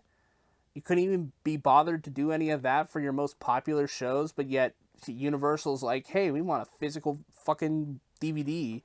It's like, okay. Making Contact, as you remember from the Blu-ray section, I have a copy of this in Blu-ray. However, the reason why I have this is because the Blu-ray does not come with the German cut. And the German cut has 20 minutes more of footage, and it's edited differently. So I hope the German cut is much better than the original theatrical cut for America. I'll tell you that much. Meet Pingu. I like Pingu. Pingu's great. I love Pingu. Mr. Holland's Opus. I hope they have a Blu-ray for that eventually, because I love Mr. Holland's Opus. I love that movie. Shot in Oregon. But I don't know if it has a Blu-ray. I would love it. All of the Other Reindeer. I remember watching this when I was in first grade at a holiday party that my teacher had put on, and it's fun. I liked it. I don't think it holds up at all, but it's fine. Over the Garden Wall. Good. This is good vibes for fall. Everyone should watch this when fall comes around. And then we have the Phantom Toll Booth, which this is from the archive collection, so I hope maybe they can restore this to like a Blu-ray, maybe. I will say that the archive collections just look very cheap to me. Like, the boxes look very, very cheap. Even the image quality of the main characters on the front look very blurry to me. Like, it has like this sort of edge of blur around it. And I like Chuck Jones's stuff, but this needs a HD update. It does. It would be nice. So here comes the largest part of the whole DVD collection. I have Mighty Morphin Power Rangers, all 3 seasons plus Alien Rangers in this box set, which I like. Then we have Power Rangers the movie. It is not good. It's not even passable. It's just not great. Power Rangers Zeo, Volume 1 and 2. This, by the way, the Power Rangers section took me so long to get through. To try to get every single season. And unfortunately, some of the seasons, like Beast Morphers and Dino Fury, they're not ever going to get put on DVD. Yeah, they have a deal with Netflix, but like, they have never had any interest in putting out a DVD since then. And that makes me tired and sad. But anyway, Turbo, In Space, Volumes 1 and 2. Huge Power Ranger fan, by the way. Lost Galaxy. I kind of like Lost Galaxy. And then we have Lightspeed Rescue. I love Lightspeed Rescue's theme. Time Force. Time Force is a lot of people's favorite, for good reason. Wild Force. Wild Force has a good theme. Wild Force, copyright infringement. I can't sing this song because I'll get a copyright strike, because Saban and Hasbro will eat my face. Anyway, Ninja Storm. Ninja Storm's fun, but everyone loves Dino Thunder. Kick-ass theme. Tommy's in it.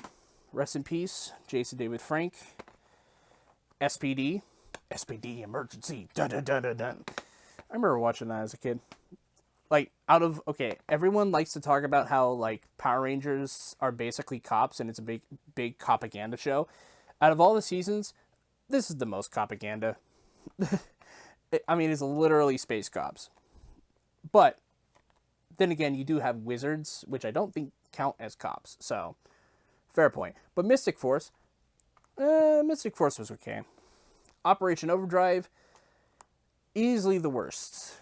It's easily one of the worst seasons of the show ever. Jungle Fury is fun. Not great. RPM, though. RPM is a fucking masterclass. I don't know how they made this so well. They made this some of the best. This has some of the best writing of the entire show. And then they go to Samurai, which is one of the weaker seasons. Super Samurai got worse. And then we have Mega Force, which should have been great, but then it faltered heavily, especially with Super Mega Force. And then we got Dino Charge, which Dino Charge is okay. And then Super Dino Charge, which that one was okay. And then we have Ninja Steel. Won't say too much more about Ninja Steel. And then we have Super Ninja Steel. And that's the last of my Power Rangers fucking TV section, because they have not made a DVD for Beast Morphers or Dino Fury, and it makes me sad. Then we have Red Dwarf, series 1 through 8. I love Red Dwarf a lot. I need to get more of the Red Dwarf because they put out The Promised Land, which is a movie, and they put out series 10 through 12, which is nice. They had a Back to Earth special, which kind of counts as series 9. They never made a official series 9. They just never acknowledged it because they just went on to X or 10, Red Dwarf 10. So I definitely need to get more of the show. Oh yeah, then there's all, and speaking of more High School Musical, Road to High School Musical 2 dance auditions. This is a 21-minute DVD. It was a Walmart exclusive. I'm going to have to talk about this when I do the High School Musical video. Savages. This is good. And if you ever want to know how mundane death is, just watch the last scene, one of the last scenes in the movie, and you'll know how benign death is. Disneyland Fun Sing-Along. This is going to be paired with that Vacation Plan DVD. Everyone and their mom's going to talk about, like, the movies of Disney. I want to talk about the random stuff that you find for Disneyland's marketing. Let's see. And then we have The Snowman, which I hope gets a Blu Ray release because I love The Snowman, but I don't know how much longer DVDs are really going to last. The Snowman is one of my favorite animated shorts, and I would like for that to get a Blu Ray. Not just because my dad loved it, so. Then we have the Spider-Man, 90s Spider-Man DVD set. It took me a while to get all 5 of these, but it's kind of sad they never put out a box set of the show, because that show was fun. Speaking of box sets, first and second seasons of SpongeBob. Really, only the 2 seasons you really need, in my opinion. But, oh wait, no, season 3 and 4 can stay, I guess.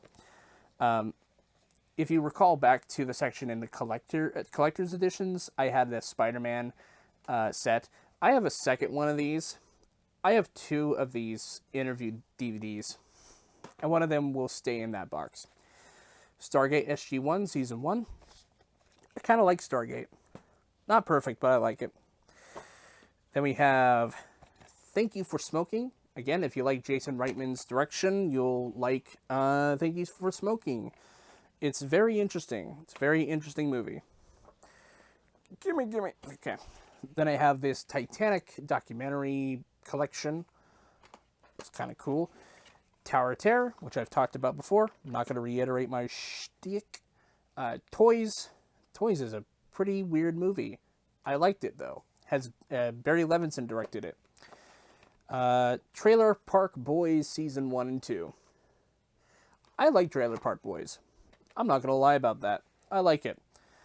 I still have So back in 2017, I believe, I went to go see Trans-Siberian Orchestra, which makes really good rock renditions of like Christmas tunes, and they were selling this DVD at the concert, and was like the Ghosts of Christmas Eve. I've not watched this. I have no idea how this is, and I haven't even opened it. So there's that. Then we have the Warner Brothers Lot Tour, which is pretty cool, especially for those who cannot afford to go down to LA to do a tour.